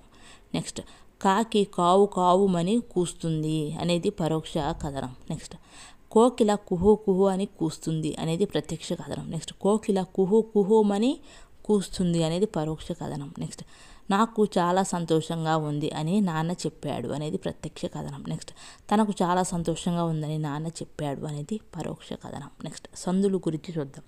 పూర్వపర స్వరంబులకు భరస్వరంబేకాదేశంబొగుట సంధి ఎనంబడు అనగా మొదటి అచ్చునకు తరువాత అచ్చు పరము కాగా ఆ రెండు అచ్చులకు మారుగా రెండవ అచ్చే ఆదేశమొకటను సంధి అని అంటారు. రెండు సమర్థవంతమైన పదాలు ఒక అర్థవంతమైన పదంగా కలిసిపోవడాన్ని సంధి అంటారు. నెక్స్ట్ సంధిలోని రెండు పదములను విడదీయునప్పుడు గుర్తునకు ఎడమవైపు ఉన్న పదాన్ని పూర్వపద మనియు కుడివైపున గల పదాన్ని పరపదమనియు అంటారు. నెక్స్ట్ ఉచ్చారణ సౌలభ్యం కోసం రెండు పదాలను వెంటనే కలిపి రాయవలసి వచ్చినప్పుడు సంధి పదం ఏర్పడుతుంది. నెక్స్ట్ వ్యాకరణ పరిభాషలో రెండు స్వరాల కలయికను సంధి అని, ఆ రెండు స్వరాల మధ్య జరిగే మార్పును సంధి కార్యం అని అంటారు. నెక్స్ట్ సంధులు రెండు రకాలు. అవి ఒకటి సంస్కృత సంధులు, రెండు తెలుగు సంధులు. దానిలో సంస్కృత సంధులు అంటే ఏందో చూద్దాం. దానిలో ఫస్ట్ది సవర్ణ దీర్ఘ సంధి అంటే సూత్రం చూద్దాం. అకార ఇకార రుకారములకు సవర్ణములైన అచ్చులు పరమైనప్పుడు వాని దీర్ఘములు ఏకాదేశమగును. ఉదాహరణ, ప్రళయ ప్లస్ అగ్ని ప్రళయాగ్ని. నెక్స్ట్ గౌరీ ప్లస్ ఈశ గౌరీశ. నెక్స్ట్ భాను ప్లస్ ఉదయం భానుదయం. నెక్స్ట్ పితృ ప్లస్ రుణం పితృణం అనమాట. నెక్స్ట్ అస్తోక ప్లస్ అంబోది అస్తోకాంబోది. నెక్స్ట్ దశ ప్లస్ అబ్దాలు దశాబ్దాలు. నెక్స్ట్ పీఠ ప్లస్ అధిపతి పీఠాధిపతి. నెక్స్ట్ విద్యా ప్లస్ అద్ది విద్యార్థి. నెక్స్ట్ గుణసంధి అంటే ఏందో చూద్దాం. అకారానికి ఈ ఊరులు పరమైనప్పుడు క్రమంగా ఏవో ఆర్లు ఏకాదేశం అవుతాయి. ఏవో ఆర్లను గుణాలు అంటారు. ఉదాహరణ, నాగా ప్లస్ ఇంద్రుడు నాగేంద్రుడు. నెక్స్ట్ మానవ ప్లస్ ఉత్తమ మానవోత్తమ. నెక్స్ట్ మహా ప్లస్ ఋషి మహర్షి. నెక్స్ట్ నర ప్లస్ ఉత్తముడు నరోత్తముడు. నెక్స్ట్ గణ ప్లస్ ఈశుడు గణేశుడు. నెక్స్ట్ గృహ ప్లస్ ఉపకరణం గృహోపకరణం. నెక్స్ట్ దేవ ప్లస్ ఇంద్రుడు దేవేంద్రుడు. నెక్స్ట్ దశ ప్లస్ ఇంద్రియ దశేంద్రియ. నెక్స్ట్ ధీర ప్లస్ ఉత్తముడు ధీరోత్తముడు. నెక్స్ట్ పర ప్లస్ ఉపకారము పరోపకారము. నెక్స్ట్ సౌరభ ప్లస్ ఉత్కరము అంటే సౌరభోత్కరము. నెక్స్ట్ కౌతుక ప్లస్ ఉద్ధతి కౌతుకోద్ధతి. నెక్స్ట్ యనాదేశ సంధి గురించి చూద్దాం. సూత్రం చూద్దాం.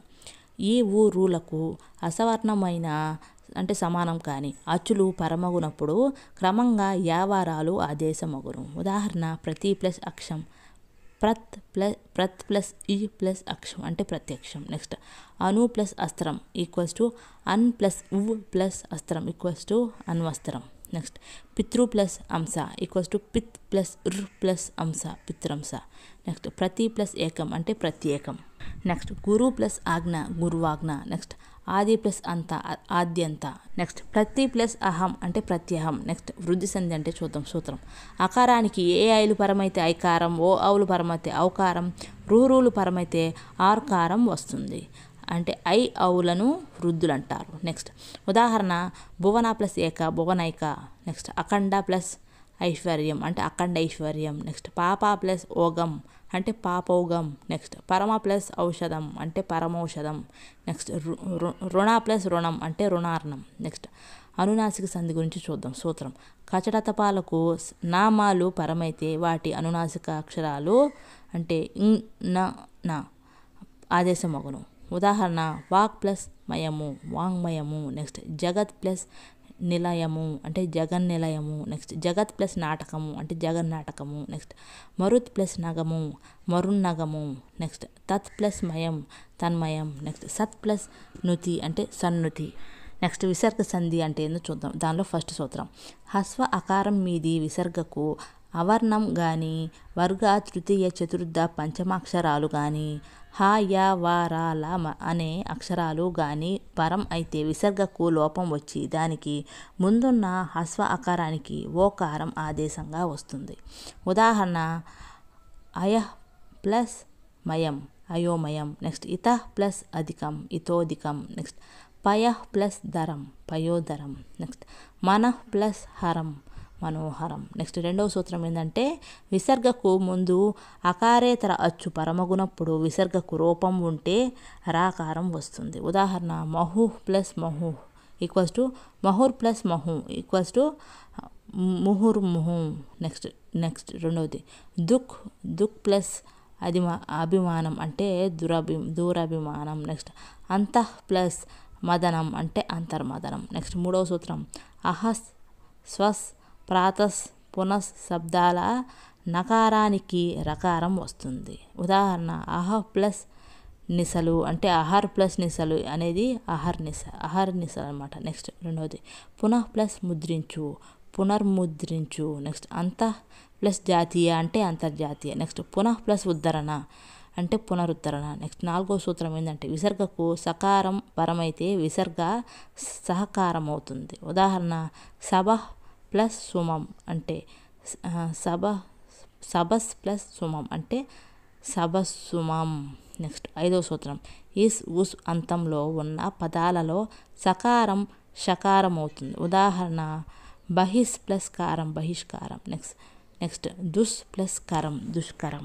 నెక్స్ట్ నిస్ ప్లస్ కారణం నిష్కారణం. నెక్స్ట్ ధనుస్ ప్లస్ ఖండం ధనుష్ఖండం. నెక్స్ట్ ధను ప్లస్ కోటి ధనుష్కోటి. నెక్స్ట్ ఆరో సూత్రం ఏంటంటే విసర్గకు సా వా ని పరమైతే శానాలు ద్విత్వాలుగా మారతాయి. ఉదాహరణ మనః ప్లస్ శాంతి మనశ్శాంతి. నెక్స్ట్ ఏడవ సూత్రం విసర్గకు ఛలు పరమైతే సకారం ఠలు పరమైతే షకారం దలు పరమైతే సకారం వస్తుంది. ఉదాహరణ నిహ్ ప్లస్ తేజము నిస్తేజము. నెక్స్ట్ ధను ప్లస్ టంకారము అంటే ధనుష్టంకారము.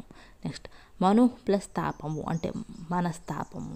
నెక్స్ట్ ఎనిమిదవ సూత్రం చూద్దాం. విసర్గకు ఫలు పరమైతే విసర్గకు ఎలాంటి మార్పు రాదు. ఉదాహరణ అంతః ప్లస్ పురము అంతఃపురము. నెక్స్ట్ ప్రాతః ప్లస్ కాలము ప్రాతఃకాలము అవుతుంది. నెక్స్ట్ స్తుత్వ సంధి గురించి చూద్దాం. సూత్రం నకార తవర్గములకు సకార చవర్గము పరమగునప్పుడు సకార చవర్గములే వచ్చును. ఉదాహరణ సత్ ప్లస్ జనులు సజ్జనులు. నెక్స్ట్ సత్ ప్లస్ చరిత్ర సచ్చరిత్ర. నెక్స్ట్ యశ్ ప్లస్ చంద్రికలు యశశ్చంద్రికలు. నెక్స్ట్ నిస్ ప్లస్ చింత నిశ్చింత. నెక్స్ట్ శరత్ ప్లస్ చంద్రికలు శరశ్చంద్రికలు. నెక్స్ట్ జగత్ ప్లస్ జనని జగజ్జనని.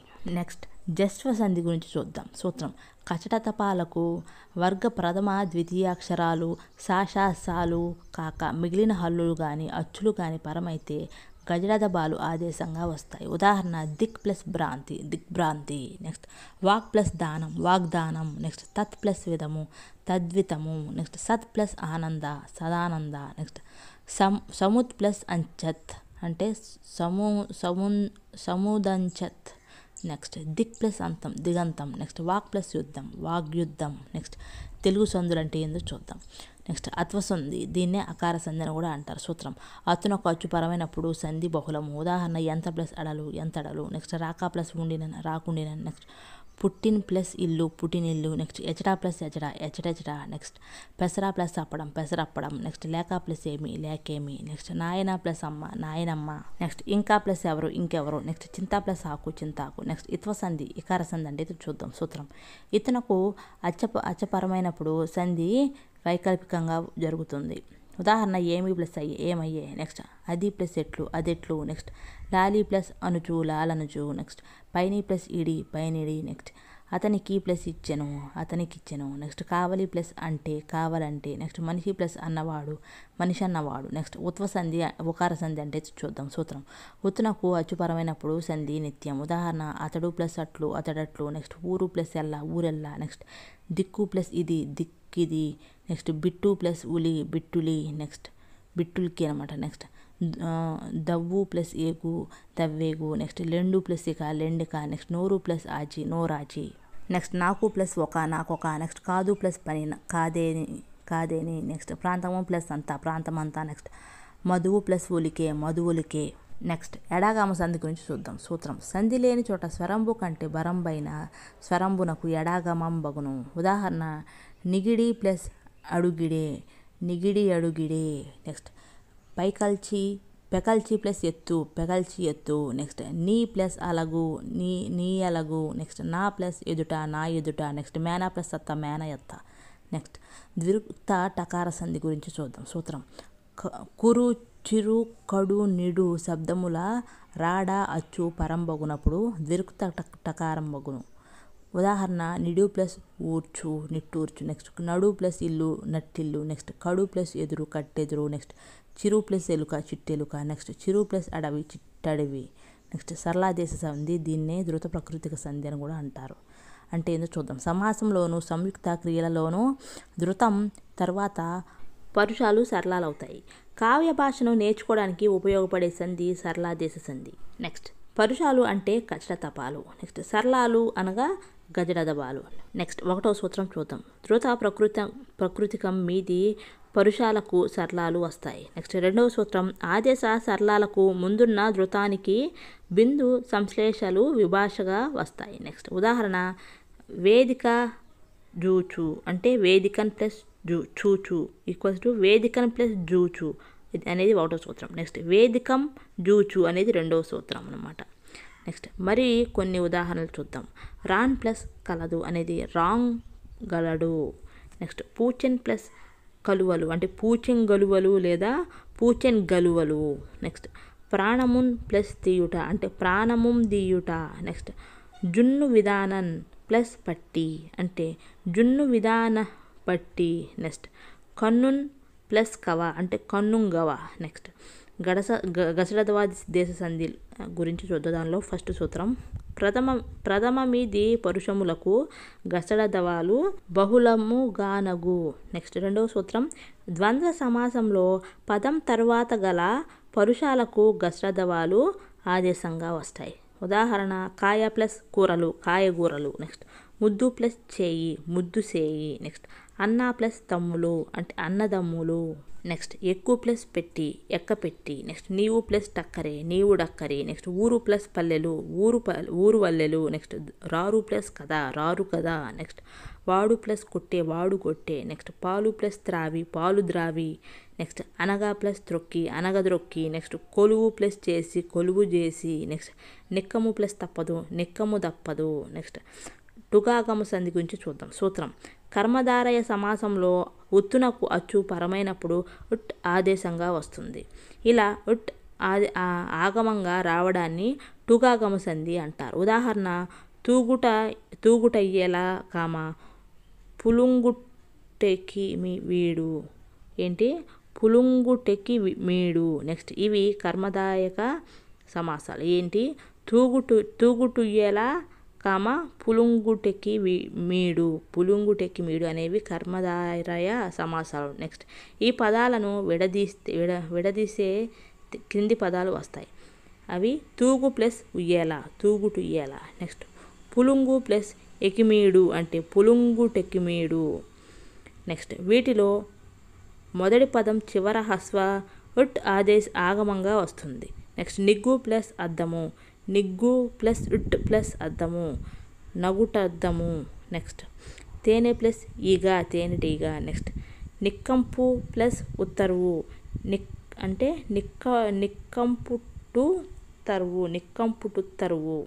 నెక్స్ట్ పల్లె ప్లస్ ఊరు, పల్లెటూరు. నెక్స్ట్ చిగురు ప్లస్ ఆకు, చిగురుటాకు. నెక్స్ట్ పొదరు ప్లస్ ఇల్లు, పొదరుటిల్లు. నెక్స్ట్ ముద్దు ప్లస్ ఉంగరం, ముద్దుటొంగరం. నెక్స్ట్ రుగాగమ సంధి గురించి చూద్దాం. పేద, బేద, ముద్ద, బాలెంత, కొమ్మ, జవ, ఐదవ మొదలైన శబ్దాలను పేదాది శబ్దాలు అంటారు. దానిలో 1వ సూత్రం: కర్మధారయ సమాసంలో పేదాది శబ్దాలకు ఆలు శబ్దం పరమైతే రుగాగమం వస్తుంది. ఉదాహరణ: పేదరాలు ఈక్వల్స్ టు పేద ప్లస్ ఆలు. నెక్స్ట్ బీదరాలు ఈక్వల్స్ టు బీద ప్లస్ ఆలు. నెక్స్ట్ పేద మొదలైన ఆ పదాలకు ఆలు పదం పరమైతే ఆగమంగా వస్తుంది. దీన్నే రుగాగమం అంటారు.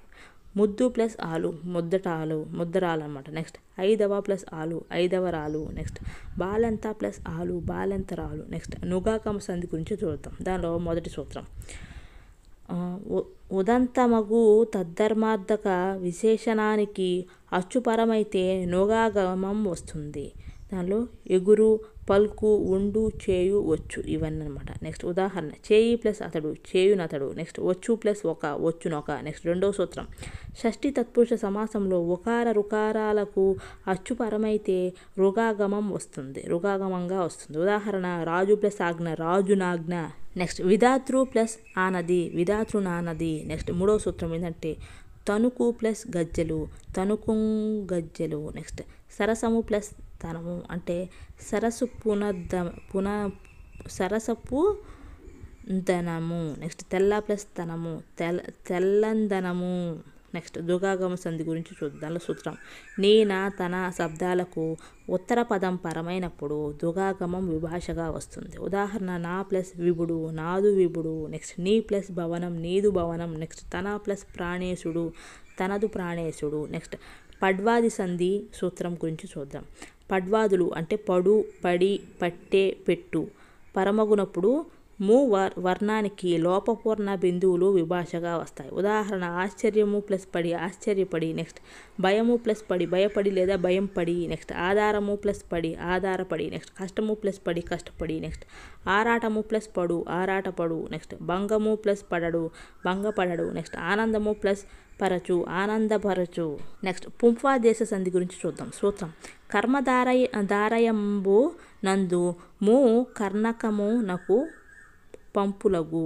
ఉదాహరణ పూర్వము ప్లస్ రోజులు పూర్వపు రోజులు. నెక్స్ట్ మానవత్వము ప్లస్ విలువలు మానవత్వపు విలువలు. నెక్స్ట్ రక్తము ప్లస్ పోటు రక్తపు పోటు. నెక్స్ట్ మధురము ప్లస్ కావ్య మధురంపు కావ్యం. నెక్స్ట్ కాగితము ప్లస్ గుండెలు కాగితపు గుండెలు. నెక్స్ట్ యుద్ధము ప్లస్ కొరకంచులు అంటే యుద్ధవు కొరకంచులు. నెక్స్ట్ గంధము ప్లస్ చెక్క గంధపు చెక్క. నెక్స్ట్ సరసము ప్లస్ మాట సరసపు మాట. నెక్స్ట్ సింగము ప్లస్ కొదము సింగపు కొదము. నెక్స్ట్ ప్రాతాది సంధి చూద్దాం. నెక్స్ట్ ప్రాతాదులనగా ప్రాత లేత క్రొత్త చెన్ను కింద కెంపు మొదలైన బహుళముగా జరుగుతుంది.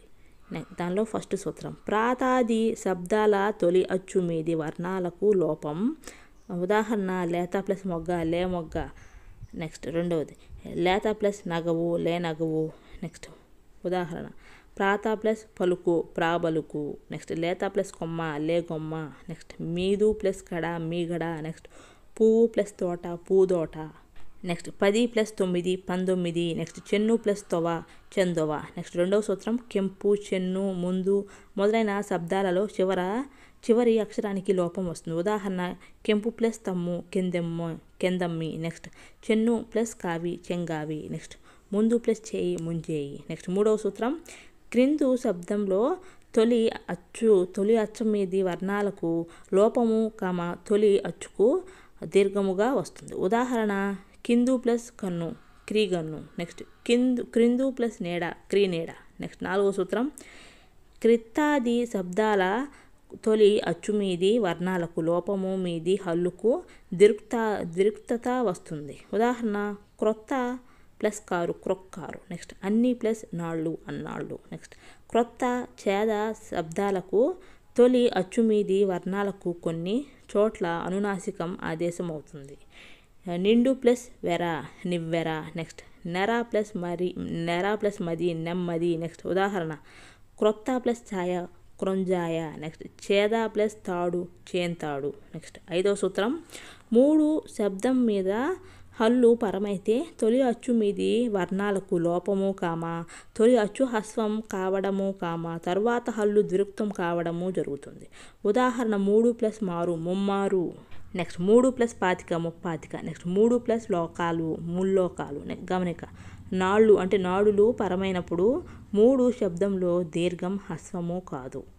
ఉదాహరణ 3 ప్లస్ 4 మున్నాళ్ళు అనమాట. నెక్స్ట్ ఆమ్రేటిత సంధి గురించి చూద్దాం. దానిలో ఫస్ట్ సూత్రం అచ్చున కామ్రేటితం పరంబగునప్పుడు సంధియగు. ఉదాహరణ పగలు ప్లస్ పగలు పట్ట పగలు. నెక్స్ట్ కడ ప్లస్ కడ కట్ట కడ. నెక్స్ట్ ఎదురు ప్లస్ ఎదురు ఎట్ట ఎదురు. నెక్స్ట్ బయలు ప్లస్ బయలు బట్ట బయలు. నెక్స్ట్ కొన ప్లస్ కొన కొట్ట కొన. నెక్స్ట్ చివర ప్లస్ చివర చిట్ట చివర. నెక్స్ట్ పిడుగు ప్లస్ పిడుగు పిట్ట పిడుగు. నెక్స్ట్ ఏమి ప్లస్ ఏమి ఏమేమి. నెక్స్ట్ తుదా ప్లస్ తుద తుట్ట తుద. నెక్స్ట్ ఒక్క ప్లస్ ఒక్క ఒక్కొక్క. నెక్స్ట్ రెండో సూత్రం చూద్దాం. ఆమ్రేడితం పరమగునప్పుడు కడాదుల తొలి అచ్చు మీది వర్ణాలకెల్లా అందంత మగు ద్విరుక్త మగు దిరుక్తటకారం వస్తుంది. నెక్స్ట్ లులనల సంధి గురించి చూద్దాం. లులనలు పరమైనప్పుడు ఒక్కొక్కప్పుడు వర్గానికి లోపము దాని పూర్వస్వరానికి దీర్ఘము వస్తాయి. ఉదాహరణ పుస్తకము ప్లస్ లు పుస్తకాలు. నెక్స్ట్ జీవితము ప్లస్ నా జీవితాన. నెక్స్ట్ వృక్షము ప్లస్ నా వృక్షాన. నెక్స్ట్ త్రిక సంధి గురించి చూద్దాం. ఆ ఈ ఏలను త్రికం అంటారు. అవి దీర్ఘాచులు. ఆ ఈ ఏలలో ఒకటి పూర్వపదంగా ఉంటుంది. దాని మీద చేరే పదం హల్లుతో మొదలవుతుంది. సంధి జరిగినప్పుడు ఆ ఈ ఏలు హ్రస్వాలు అవుతాయి. వాటి తర్వాత వచ్చిన హల్లు దిరుక్తమవుతుంది. దానిలో ఫస్ట్ సూత్రం చూద్దాం. ఆ ఈ ఏ అను సర్వనామాలు త్రికంబు ననబడు. నెక్స్ట్ రెండో సూత్రం. త్రికంబు మీది యా సంయుక్త హల్లునకు ద్విత్వంబు బహుళంబు గానగు. నెక్స్ట్ మూడో సూత్రం. ద్విరుక్తంబగు హల్లు పరంబగు నప్పు డాచింకబడు దీర్ఘమునకు హ్రస్వంబగు. నెక్స్ట్ ఉదాహరణ అమ్మే గచయంబులు అంటే ఆ ప్లస్ మేఘ ప్లస్ చయంబులు ఈక్వల్స్ టు ఆ ప్లస్ స్మాల్ ఈక్వల్స్ టు ఆ ప్లస్ మేఘ ప్లస్ చయంబులు ఈక్వల్స్ టు అమ్మేఘ చయంబులు. నెక్స్ట్ ఎమ్మహోగ్ర సలిలంబు. ఎమ్మహోగ్ర సలిలంబు అంటే ఈ ప్లస్ మహోగ్ర సలిలంబు ఈక్వల్స్ టు ఈ ప్లస్ మృహోగ్ర సలిలంబు ఈక్వల్స్ టు ఎమ్మహోగ్ర సలిలంబు. నెక్స్ట్ ఏ ప్లస్ విధము ఈక్వల్స్ టు ఏ ప్లస్ విధము ప్లస్ ఎవ్విధము. నెక్స్ట్ ఆ ప్లస్ కన్య ఈక్వల్స్ టు ఆ స్మాల్ ఆ ప్లస్ కన్య ఈక్వల్స్ టు అకన్య. నెక్స్ట్ ఆ ప్లస్ నలుగురు ఈక్వల్స్ టు ఆ ప్లస్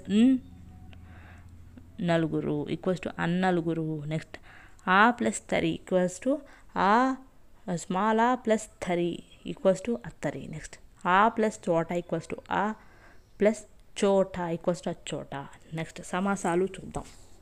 సమర్థంబులగు పదంబులు ఏక పదంబగుటను సమాసం అంటారు. నెక్స్ట్ తత్పురుష కర్మధారయ ద్విగు సమాసాలు 3 ఉత్తర పదార్థ ప్రధానాలు. తత్పురుష సమాసాన్ని వ్యధికరణ సమాసం అని కూడా అంటారు. ఈ సమాసంలోని 2 మాటలు వేర్వేరు అధికరణాలు కలిగి ఉంటాయి. మొదటి మాట ఏ విభక్తిలో ఉందన్న దాన్ని బట్టి తత్పురుష సమాసం 7 విధాలుగా ఉంటుంది. నెక్స్ట్ సమాసాలలో మొదటి పదాన్ని పూర్వపదం అని, రెండవ పదాన్ని ఉత్తర పదం అని అంటారు. నెక్స్ట్ మధ్యాహ్నం అంటే ఆహ్నం మధ్య భాగం, ఇది మధ్యమ తత్పురుష. నెక్స్ట్ బ్రహ్మవిత్తములు అంటే బ్రహ్మను తెలిసిన వారు, అంటే ఇది ద్వితీయ తత్పురుష. నెక్స్ట్ కృష్ణాశ్రితుడు అంటే కృష్ణుని ఆశ్రయించిన వాడు, ఇది ద్వితీయ తత్పురుష. నెక్స్ట్ జలధరము అంటే జలమును ధరించున్నది, ఇది ద్వితీయ తత్పురుష. నెక్స్ట్ గుణహీనుడు, ఇది గుణాల చేత హీనుడు, ఇది తృతీయ తత్పురుష. నెక్స్ట్ రాజపూజితుడు, ఇది రాజుల చేత పూజితుడు, ఇది తృతీయ తత్పురుష. నెక్స్ట్ ధనాఢ్యుడు అంటే ధనం చేత ఆఢ్యుడు, ఇది తృతీయ తత్పురుష. నెక్స్ట్ యూపదారువు అంటే యూపం కోసం దారువు, ఇది చతుర్థి తత్పురుష. నెక్స్ట్ పూజా గృహం అంటే పూజ కొరకు గృహం అనేది చతుర్థి తత్పురుష. నెక్స్ట్ వంట కట్టెలు, వంట కొరకు కట్టెలు, చతుర్థి తత్పురుష. నెక్స్ట్ సభాభవనం అంటే సభ కొరకు భవనం, చతుర్థి తత్పురుష. నెక్స్ట్ అగ్ని భయము అంటే అగ్ని వలన భయము, పంచమి తత్పురుష. నెక్స్ట్ దొంగ భయం అంటే దొంగ వలన భయం, పంచమి తత్పురుష. నెక్స్ట్ బ్రహ్మ ముఖములు అంటే బ్రహ్మ యొక్క ముఖములు, షష్ఠి తత్పురుష. నెక్స్ట్ రాజాజ్ఞ అంటే రాజు యొక్క ఆజ్ఞ, షష్ఠి తత్పురుష. నెక్స్ట్ సత్యదూరము అంటే సత్యమునకు దూరము, షష్ఠి తత్పురుష.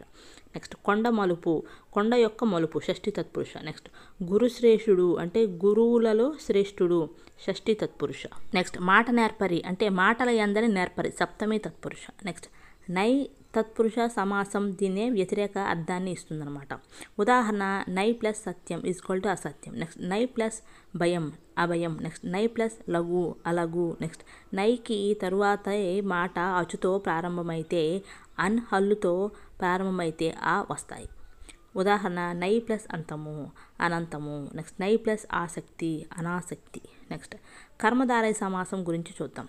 విశేషణాలకు నామవాచకాలకు కానీ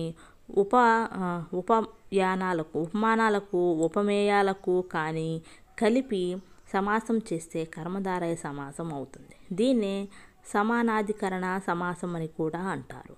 నెక్స్ట్ కర్మధారయ సమాసము రకాలు చూద్దాం. దానిలో విశేషణ పూర్వపద కర్మధారయ సమాసం అంటే దీనిలో విశేషణం పూర్వపదంగా ఉంటుంది, ఉత్తర పదం నామవాచకంగా ఉంటుంది. ఉదాహరణ సుందర మందిరం సుందరమైన మందిరం. నెక్స్ట్ సరణ సల్లాపాలు అంటే సరసమైన సల్లాపాలు, సరస సల్లాపాలు అంటే సరసమైన సల్లాపాలు. నెక్స్ట్ వృద్ధ కపోతం అంటే వృద్ధమైన కపోతం. నెక్స్ట్ దివ్య జ్యోతి అంటే దివ్యమైన జ్యోతి. నెక్స్ట్ బంధుర ద్వాంతముల్ అంటే బంధురములైన ద్వాంతములు. నెక్స్ట్ మహోగ్ర సలిలంబు అంటే మహోగ్రమైన సలిలంబు. నెక్స్ట్ చిలిపి గజ్జెలు అంటే చిలిపివైన గజ్జెలు. నెక్స్ట్ గున్న మామిడి అంటే గున్నయైన మామిడి. నెక్స్ట్ ఉదగ్ర తేజం అంటే ఉదగ్రమైన తేజం. నెక్స్ట్ తొల్లిటి రాజులు అంటే తొలి వారలైన రాజులు. నెక్స్ట్ ప్రియాటోపము అంటే ప్రియమైన ఆటోపము. నెక్స్ట్ విశేషణోత్తర పద కర్మధారయ సమాసం గురించి చూద్దాం. దీనిలో విశేషణం ఉత్తర పదంగాను నామవాచకం పూర్వపదంగాను ఉంటాయి. ఉదాహరణ రాజోత్తముడు అంటే ఉత్తమమైన రాజు, ఉత్తముడైన రాజు అనమాట. నెక్స్ట్ కపోత వృద్ధము అంటే వృద్ధమైన కపోతము. నెక్స్ట్ పురుషోత్తముడు అంటే ఉత్తముడైన పురుషుడు. నెక్స్ట్ కార్మిక వృద్ధులు అంటే వృద్ధులైన కార్మికులు. నెక్స్ట్ మామిడి గున్న అంటే గున్న అయిన మామిడి. నెక్స్ట్ ది విశేషణ ఉభయపద కర్మధారయ సమాసం అంటే పూర్వపదం ఉత్తర పదం రెండు విశేషణాలుగా ఉంటాయి. ఉదాహరణ ధీరోదాత్తుడు అంటే ధీరుడు ఉదాత్తుడు అయినవారన్నమాట. నెక్స్ట్ హృద్యోదాత్తము అంటే హృదయం ఉదాత్తం అయినది. నెక్స్ట్ మృదు మధురము అంటే మృదువైనది మధురమైనది. నెక్స్ట్ ఉపమాన పూర్వపద కర్మధారయ సమాసం గురించి చూద్దాం. ఇందులో ఉపమానం పూర్వపదంగా ఉంటుంది. ఉదాహరణ చిగురు కేలు అంటే చిగురు లాంటి కేలు.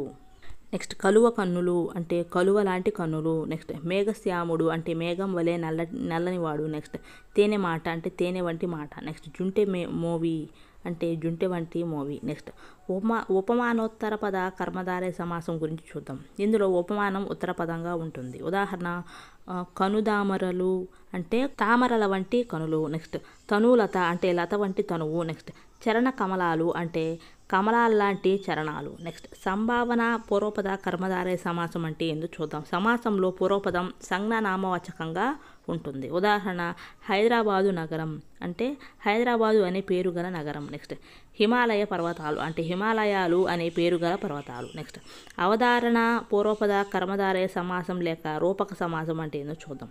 సంస్కృతంలో ఏవ అనేది అవధానార్థకం. ప్రస్తుత సమాసంలో విగ్రహవాక్యంలో సంస్కృతంలో పూర్వపదం పైన ఏవా చేరుతుంది. ఉదాహరణ విద్యాధనం అంటే విద్య ఏ వదనం. అందువల్ల ఈ సమాసానికి అవధారణ పూర్వపద కర్మధారయం అని పేరు వచ్చింది. ఉపమేయంలో ఉపమాన ధర్మాన్ని ఆరోపించడం వల్ల వీటిని రూపక సమాసం అని కూడా పేరు. ఉదాహరణ దయామతం అంటే దయ అనే అమృతం. నెక్స్ట్ విద్యాధనం అంటే విద్య అనే ధనం. నెక్స్ట్ కీర్తకాయం అంటే కీర్తి అనే కాయం. నెక్స్ట్ సంసార సాగరం అంటే సంసారం అనే సాగరం. నెక్స్ట్ హృదయ సాగరం అంటే హృదయం అనేది సాగరం. నెక్స్ట్ ద్విగు సమాసం గురించి చూద్దాం. కర్మధారయ సమాసంలోని మొదటి పదం సంఖ్యావాచక విశేషణంగా ఉంటే ఆ సమాసాన్ని ద్విగు సమాసం అంటారు. ఉదాహరణ 3 పదములు అంటే 3 పదములు. నెక్స్ట్ 4 వంకలు అంటే 4 దిక్కులు. నెక్స్ట్ ద్వంద్వ సమాసం గురించి చూద్దాం. సమాసంలోని మొదటి పదం అర్థం ఎంత ప్రధానంగా ఉంటుందో రెండవ పద అర్థం కూడా అంతే ప్రధానంగా ఉంటే ఆ సమాసాన్ని ద్వంద్వ సమాసం అంటారు. ద్వంద్వ సమాసంలోని పదాలన్నీ సాధారణంగా నామవాచకాలుగానే ఉంటాయి. ఉదాహరణ మంత్రతంత్రాలు అంటే మంత్రాలు తంత్రాలు అనమాట. నెక్స్ట్ రామలక్ష్మణులు అంటే రాముడు లక్ష్మణుడును. నెక్స్ట్ కూరగాయలు అంటే కూరలు కాయలు. నెక్స్ట్ తల్లిదండ్రులు అంటే తల్లియును తండ్రియును. నెక్స్ట్ ద్వంద్వ సమాసంలో 2 పదాల కన్నా ఎక్కువ పదాలుంటే ఆ సమాసాన్ని బహుపద ద్వంద్వ సమాసం అంటారు. ఉదాహరణ రామలక్ష్మణ భరత శత్రుఘ్నులు అంటే రాముడు లక్ష్మణుడు భరతుడు శత్రుఘ్నుడును అనమాట. నెక్స్ట్ అవ్యయీభావ సమాసం అంటే ఏంటో చూద్దాం. ఈ సమాసంలో పూర్వపద అవ్యయంగా ఉంటుంది. ఇందులో పూర్వపదం యొక్క అర్థం ప్రధానం. నెక్స్ట్ అవ్యయం అంటే లింగ వచన విభక్తి శూన్యమైనది. ఉదాహరణ యథాశక్తి అనేది శక్తిని అనుసరించు. నెక్స్ట్ అనురూపము అంటే రూపమును అనుసరించి. నెక్స్ట్ అనుకూలం అంటే కులాన్ని అనుసరించి. నెక్స్ట్ ప్రతిదినం అంటే దినము. నెక్స్ట్ ఉపవనం అంటే వనానికి సమీపంలో. నెక్స్ట్ అవ్యయాలేంటో చూద్దాం. స్వర్ అంతర్ ప్రాతర్ ఉచ్చెత్ నీచైత్ మిథ్యా పురా ముహున్ సర్వదా క్వచిత్ కేవలం బహుశా యథా అవశ్యం సమీపం వంటివి అవ్యయాలు. నెక్స్ట్ 1 దానిలో బహువ్రీహి సమాసం అంటే ఏందో చూద్దాం. అన్య పదార్థ ప్రధానము గలది బహువ్రీహి సమాసం. ఈ సమాసంలో కలది కలవాడు లేనిది లేనివాడు అని అర్థము వచ్చును. ఉదాహరణ ఆజాను బాహుడు అంటే జానువులు వరకు బాహువులు గలవాడు. నెక్స్ట్ పంకజనాభుడు అంటే పంకజము నాభియందు కలవాడు విష్ణువు అనమాట. నెక్స్ట్ సరసి జనాభుడు అంటే సరసిజము నాభియందు కలవాడు విష్ణువు అనమాట. నెక్స్ట్ తపోధనుడు అంటే తపస్సు ధనముగా కలవాడు. నెక్స్ట్ ముక్కంటి అంటే 3 కన్ను కలవాడు శివుడు. నెక్స్ట్ చతుర్ముఖుడు అంటే 4 ముఖములు కలవాడు బ్రహ్మ అనమాట. నెక్స్ట్ అలంకారాలు చూద్దాం. భాషకు సౌందర్యమును కలిగించేవి అలంకారాలు. ఆభరణాలు అందాన్ని ఇచ్చినట్టే అలంకారాలు భాషకు సొగసును కలిగిస్తాయి. ఇవి 2 రకాలు. 1 శబ్దాలంకారాలు, 2 అర్థాలంకారాలు. దానిలో ఫస్ట్ది శబ్దాలంకారాలు అంటే శబ్దం ప్రధానంగా కవితకు అందం కలిగించేది శబ్దాలంకారాలు. ఇవి ప్రధానంగా 3 విధములు. అవి 1 అనుప్రాసము, 2 యమకము, 3 ముక్త పదగ్రస్తం. దానిలో ఫస్ట్ది అనుప్రాసము అంటే ఒక అక్షరం కానీ ఒక పదం కానీ 1 కంటే ఎక్కువ సార్లు ఆవృతమైతే అనుప్రాసాలంకారం. ఒక ధ్వని అనేకసార్లు పునరుక్తం కావడం వలన వినడానికి ఇంపుగా ఉంటుంది. నెక్స్ట్ అనుప్రాసాలంకారంలో వృత్యానుప్రాస, చేకానుప్రాస, లాటానుప్రాస, అంత్యానుప్రాస అనే భేదాలున్నాయి. దానిలో 1 వృత్యానుప్రాస అంటే 1 కానీ అంతకంటే ఎక్కువ వర్ణాలు కానీ అనేక మార్లు పునరుక్తం కావడం. ఒక హల్లు కానీ 2-3 హల్లులు కానీ కలిసి అయినా వేరుగా అయినా మళ్ళీ వస్తే వృత్యానుప్రాస అవుతుంది. ఉదాహరణ నీ కరుణా కటాక్ష వీక్షణములకై నిరీక్షించుచున్నారము. వివరణ పై వాక్యంలో క్ష అనే అక్షరం అనేక మార్లు రావడం వలన వృత్యానుప్రాస అలంకారం అవుతుంది. ఉదాహరణ మకరంద బిందు బృంద రసస్వందన మందరమగు మాతృభాషయే. నెక్స్ట్ది చూరుకు తీరుకు ఏరుకు నారకు దారువును వాడు నరవరులిలలోన్.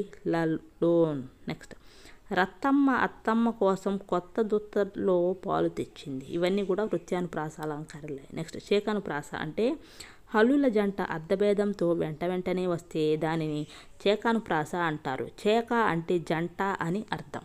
ఉదాహరణ నీకు 100 వందనాలు. పైన వివరణ పై వాక్యంలో 100 పక్కపక్కనే అర్ధభేదంతో వచ్చాయి. నెక్స్ట్ అనాథనాథ నందనందన నీకు వందనం. ఇది కూడా చేకానుప్రాస అలంకారమే. నెక్స్ట్ లాటానుప్రాస అంటే ఏందో చూద్దాం. వాక్యంలో ఒకే పదం అర్థంలో తేడా లేకున్నా తాత్పర్యంలో తేడా ఉండేటట్లు వెంటనే ప్రయోగించడం లాటానుప్రాస. ఉదాహరణ కమలాక్షు నచ్చించు కరములు. నెక్స్ట్ శ్రీనాథ వర్ణించు జిహ్వ. వివరణ మొదటి కరములు అనే పదానికి చేతులు అని అర్థం. 2వ కరములు అనే పదానికి ధన్యమైన చేతులు అని అర్థం. నెక్స్ట్ అంత్యానుప్రాస అనేది చూద్దాం. నెక్స్ట్ది ఒకే అక్షరం లేదా ఒకే పదం పాదాంతమున పునరావృతమైతే అంత్యానుప్రాస అవుతుంది. పాదానికి చివర్లో వచ్చే ప్రాస అంత్యానుప్రాస. ఉదాహరణ నగారా మోగిందా, నయాగరా దుమికిందా అనమాట. కింద అనమాట. నెక్స్ట్ కొందరికి 2 కాళ్ళు, రిక్షా వాళ్ళకి 3 కాళ్ళు, ఉన్న వాళ్ళకి 4 కాళ్ళు అనమాట. ఇవన్నీ అంత్యానుప్రాస. నెక్స్ట్ యమకం గురించి చూద్దాం. వాక్యంలో ఒకే పదం అర్ధభేదంతో ప్రయోగించడం యమకం. ఉదాహరణ లేమ ధనుజుల గెలవలేమా. వివరణ లేమ అంటే స్త్రీ, గెలవలేమ అంటే గెలవడానికి మేమిక్కడ లేమ ఉన్నాం కదా అనమాట. నెక్స్ట్ ఆ తోరణం శత్రువుల తోరణానికి కారణమైందా. నెక్స్ట్ పురమునందు నంతి పురమునందు. నెక్స్ట్ మానవ నీ ప్రయత్న మానవ అనమాట. ఇవన్నీ కూడా యమకం అనమాట. నెక్స్ట్ ముక్త పదగస్తం గురించి చూద్దాం. పాదాంతమున వదిలిన పదాన్ని మరలా వెంటనే పాదారంభంలో గ్రహించడాన్ని ముక్త పదగ్రస్తం అంటారు. ఉదాహరణ సుమతి నూతన మదనాగా తురంగ పూర్ణమణిమయ సదనామయ గజరదన రదనాగేంద్ర నిబాకీర్తి రస నరసింవి అనమాట. నెక్స్ట్ అర్ధాలంకారాలు చూద్దాం.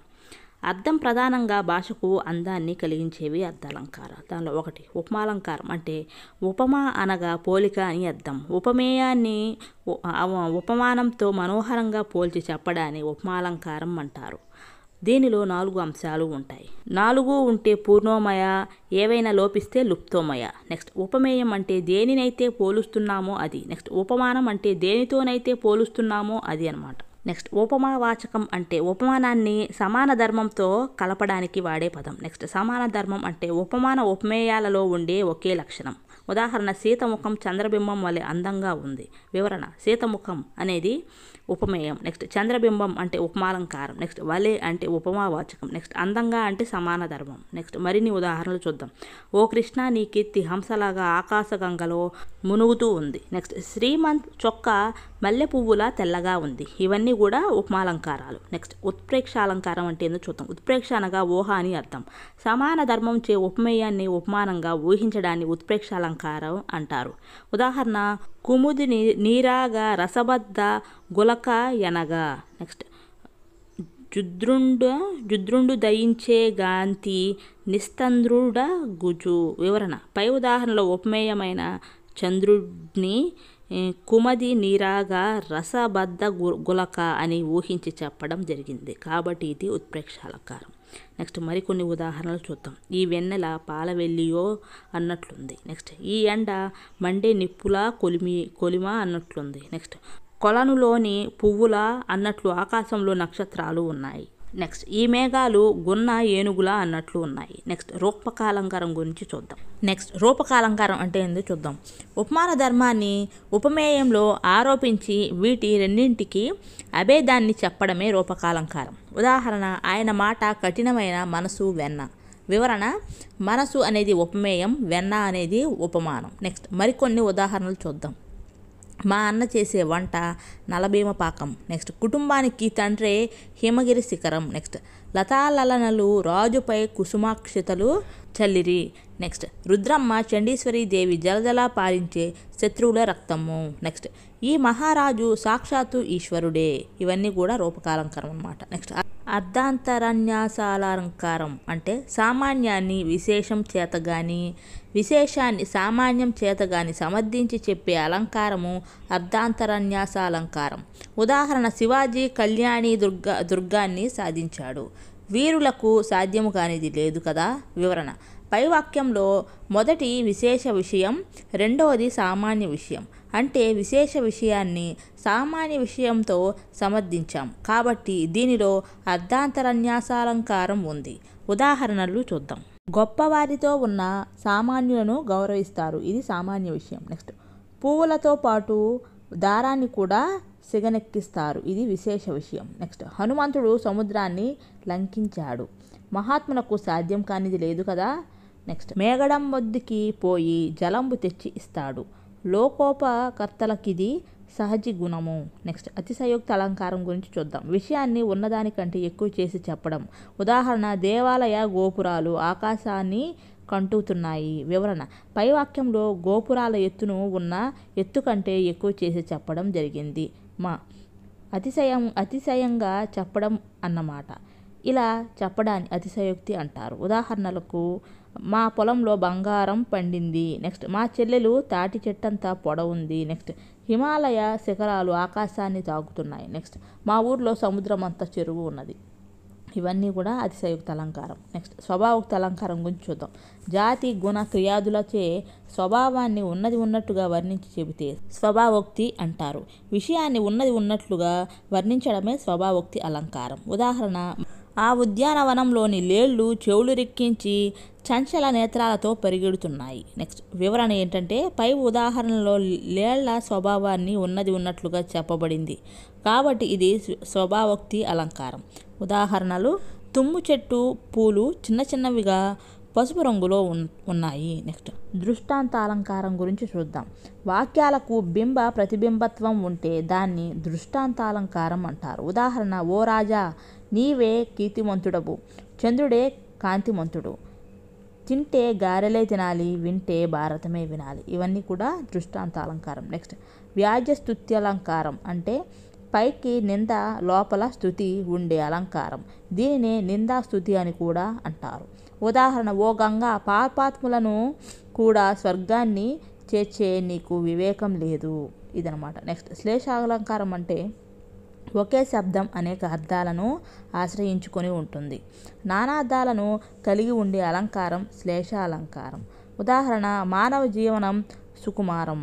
నెక్స్ట్ దీనిలో వివరణ ఏంటంటే మానవ అనేది ఆధునిక జీవితం సుకుమారమైనది. నెక్స్ట్ మానవ అంటే మనిషి జీవితం సుకుమారమైనది. ఒకే వాక్యం రెండు వేర్వేరు అర్థాలు ఇచ్చింది.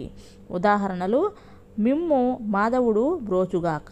నెక్స్ట్ నీవేలే వచ్చెదవు. నెక్స్ట్ రాజు కువలయానందకరుడు. నెక్స్ట్ మామిడాకులు తెచ్చివ్వండి. నెక్స్ట్ ఆ వాన కోయిలను పూర్తిగా తడిపింది. నెక్స్ట్ది అనన్వయాలంకారం అంటే ఉపమాన ఉపమేయము ఒకటే వస్తువగుచో అది అనన్వయాలంకారం. ఉదాహరణ: చంద్రుడు చంద్రుని వలె కాంతిమంతుడు. నెక్స్ట్ ప్రతీపాలంకారం అంటే ఉపమానమును ఉపమేయంగా చెప్పిన ఎడల అది ప్రతీపాలంకారం. అంటే ఉదాహరణ: పద్మములు నీ కన్నులతో సమానం. నెక్స్ట్ దీపకాలంకారము అంటే ఉపమేయ అంటే వర్ణ్యము, ఉపమానము అంటే అవర్జ్యమునకు ధర్మైక్యము చెప్పబడినచో అది దీపకాలంకారం. ఉదాహరణ: ఏనుగు మదము చేతను రాజు ప్రతాపము చేతను ప్రకాశించుచున్నారు. వివరణ: ఇందు రాజు ఉపమేయం, ఏనుగు ఉపమానం. ప్రకాశించుట సమాన ధర్మము. ఈ ధర్మము రాజునకును ఏనుగునకును సమానమే కనుక ఏకధర్మాన్వయం కలిగి ఇది దీపకాలంకారమైనది. నెక్స్ట్ ఛందస్సు చూద్దాం.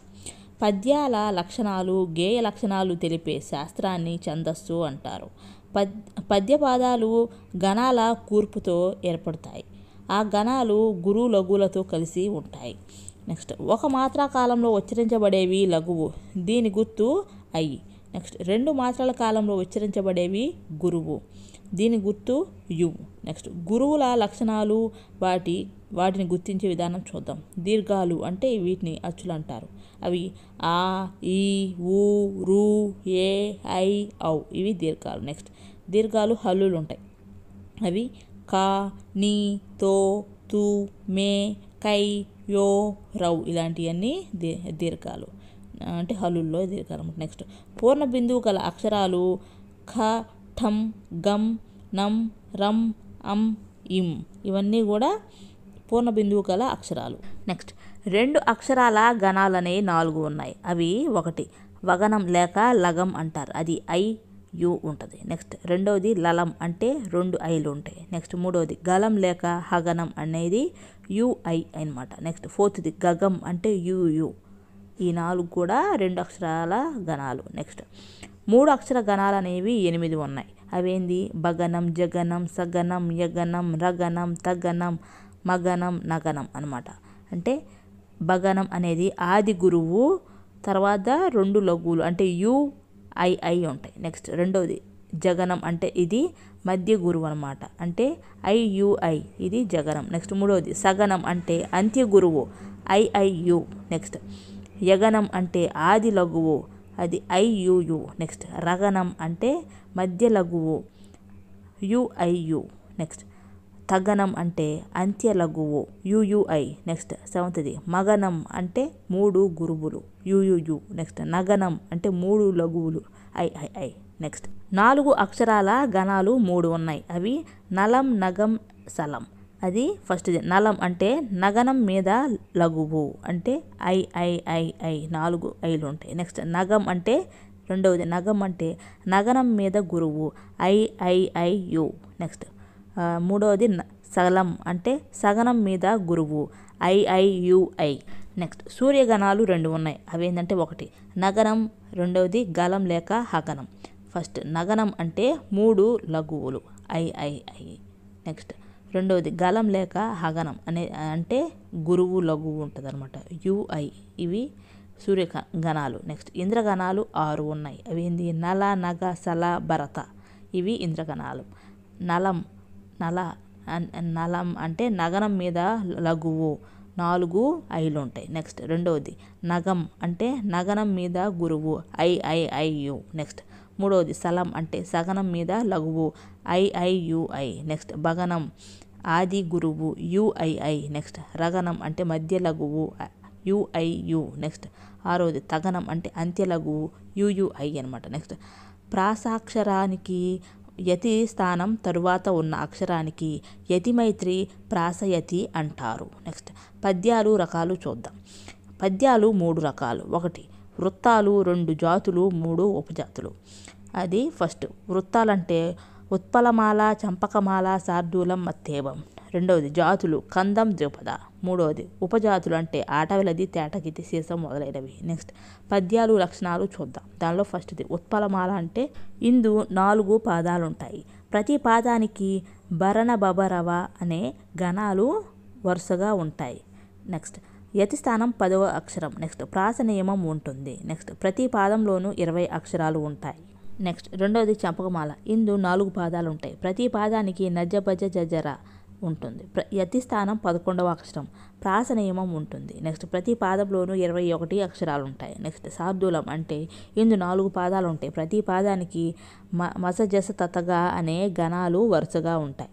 యతి స్థానం 13వ అక్షరం. ప్రాస నియమం ఉంటుంది. ప్రతి పాదంలోనూ 19 అక్షరాలు ఉంటాయి. నెక్స్ట్ది మత్తేభం. ఇందు 4 పాదాలు ఉంటాయి. ప్రతి పాదంలోనూ సవర్ణమయవ అనే గణాలు వరుసగా ఉంటాయి. యతి స్థానం 14వ అక్షరం. ప్రాస నియమం ఉంటుంది. ప్రతి పాదానికి 20 అక్షరాలు ఉంటాయి. నెక్స్ట్ కందం అంటే జాతి పద్యం అన్నమాట. ఇందు 4 పాదాలు ఉంటాయి. మొదటి 2 పాదాలు ఒక భాగంగా, తరువాతి 2 భాగాలు ఒక భాగంగా ఉంటాయి.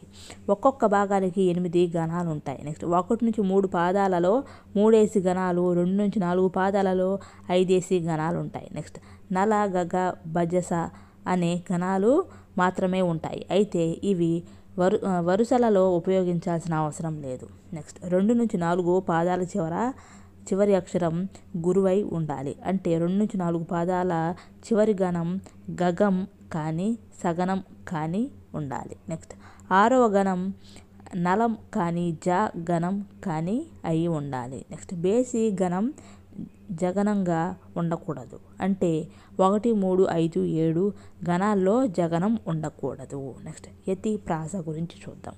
యతి అంటే పద్యంలోని మొదటి అక్షరం యతి, యతికి విశ్రాంతి, విరామం, విరతి అనేవి పర్యాయ పదాలు. యతిని అచ్చు, దాని నిర్ణీత వర్గాలు ప్రధానం. నెక్స్ట్ ప్రాస అంటే పద్యపాదంలోని 2వ అక్షరం ప్రాస. నెక్స్ట్ ప్రాసకి హల్లు, హల్లుపైని హ్రస్వ దీర్ఘ అచ్చులు ప్రధానం. నెక్స్ట్ అంత్యప్రాస అంటే పద్యపాదం చివరలో వచ్చేది. నెక్స్ట్ అంతఃప్రాస అంటే పద్యపాదం మధ్యలో వచ్చేది. నెక్స్ట్ ప్రాస యతి అంటే యతిమైత్రికి బదులు ప్రాసమైత్రి వాడితే దాన్ని ప్రాసయతి అంటారు. నెక్స్ట్ 2 పాదాల్లో 1 నుంచి 4 గణాల మొదటి అక్షరాలకు యతి చెల్లుతుంది. 1, 3 పాదాల్లో యతి ఉండదు. ప్రాస నియమం ఉంటుంది. ప్రాసయతి ఉండరాదు. నెక్స్ట్ ద్విపద జాతి గురించి చూద్దాం. ఇందు 2 పాదాలు ఉంటాయి. ప్రతి పాదంలోనూ వరుసగా 3 ఇంద్రగణాలు, 1 సూర్యగణం ఉంటుంది. ప్రతి పాదంలోనూ 3వ గణం మొదటి అక్షరం యతి స్థానంగా ఉంటుంది. ప్రాస నియమం ఉంటుంది. ప్రాస నియమం లేని ద్విపదను మంజరి ద్విపద అంటారు. నెక్స్ట్ది ఆటవిలది ఉపజాతి పద్యం గురించి చూద్దాం. ఇనగణత్రయంబు నింద్రద్వయంబును హంసన పంజకంబు నాటవెలది అనమాట. నెక్స్ట్ లక్షణాలు చూద్దాం. 3 సూర్యగణాలు, 2 ఇంద్రగణాలు, 1 నుంచి 3 పాదాలు. నెక్స్ట్ 5 సూర్యగణాలు, 2 నుంచి 4 పాదాలు. నెక్స్ట్ 1, 3 పాదాలు, 3 సూర్యగణాలు, 2 ఇంద్రగణాలుగాను ఉంటాయి. 2, 4 పాదాలు, 5 సూర్యగణాలు ఉంటాయి. నెక్స్ట్ ప్రతి పాదం మొదటి గణం మొదటి అక్షరం, 4వ గణం మొదటి అక్షరంతో యతి చెల్లుతుంది. నెక్స్ట్ యతికి బదులుగా ప్రాసయతి వాడవచ్చు. ప్రాస నియమం లేదు. నెక్స్ట్ తేటగీతి ఉపజాతి పద్యం గురించి చూద్దాం. సూర్యుడొక్కరుండు సురరాజులిద్దరు దినకర ద్వయంబు తేటగీతి. లక్షణాలు ఏంటంటే 4 పాదాలు ఉంటాయి. ప్రతి పాదంలోనూ వరుసగా ఒక సూర్యగణం, 2 ఇంద్రగణాలు, 2 సూర్యగణాలు, మొత్తం 5 గణాలు ఉంటాయి. నెక్స్ట్ మొదటి గణం మొదటి అక్షరానికి, 4వ గణం మొదటి అక్షరానికి యతి చెల్లుతుంది. నెక్స్ట్ ప్రాస నియమం లేదు. నెక్స్ట్ ప్రాస యతి చెల్లుతుంది. నెక్స్ట్ సీసం ఉపజాతి పద్యం గురించి చూద్దాం.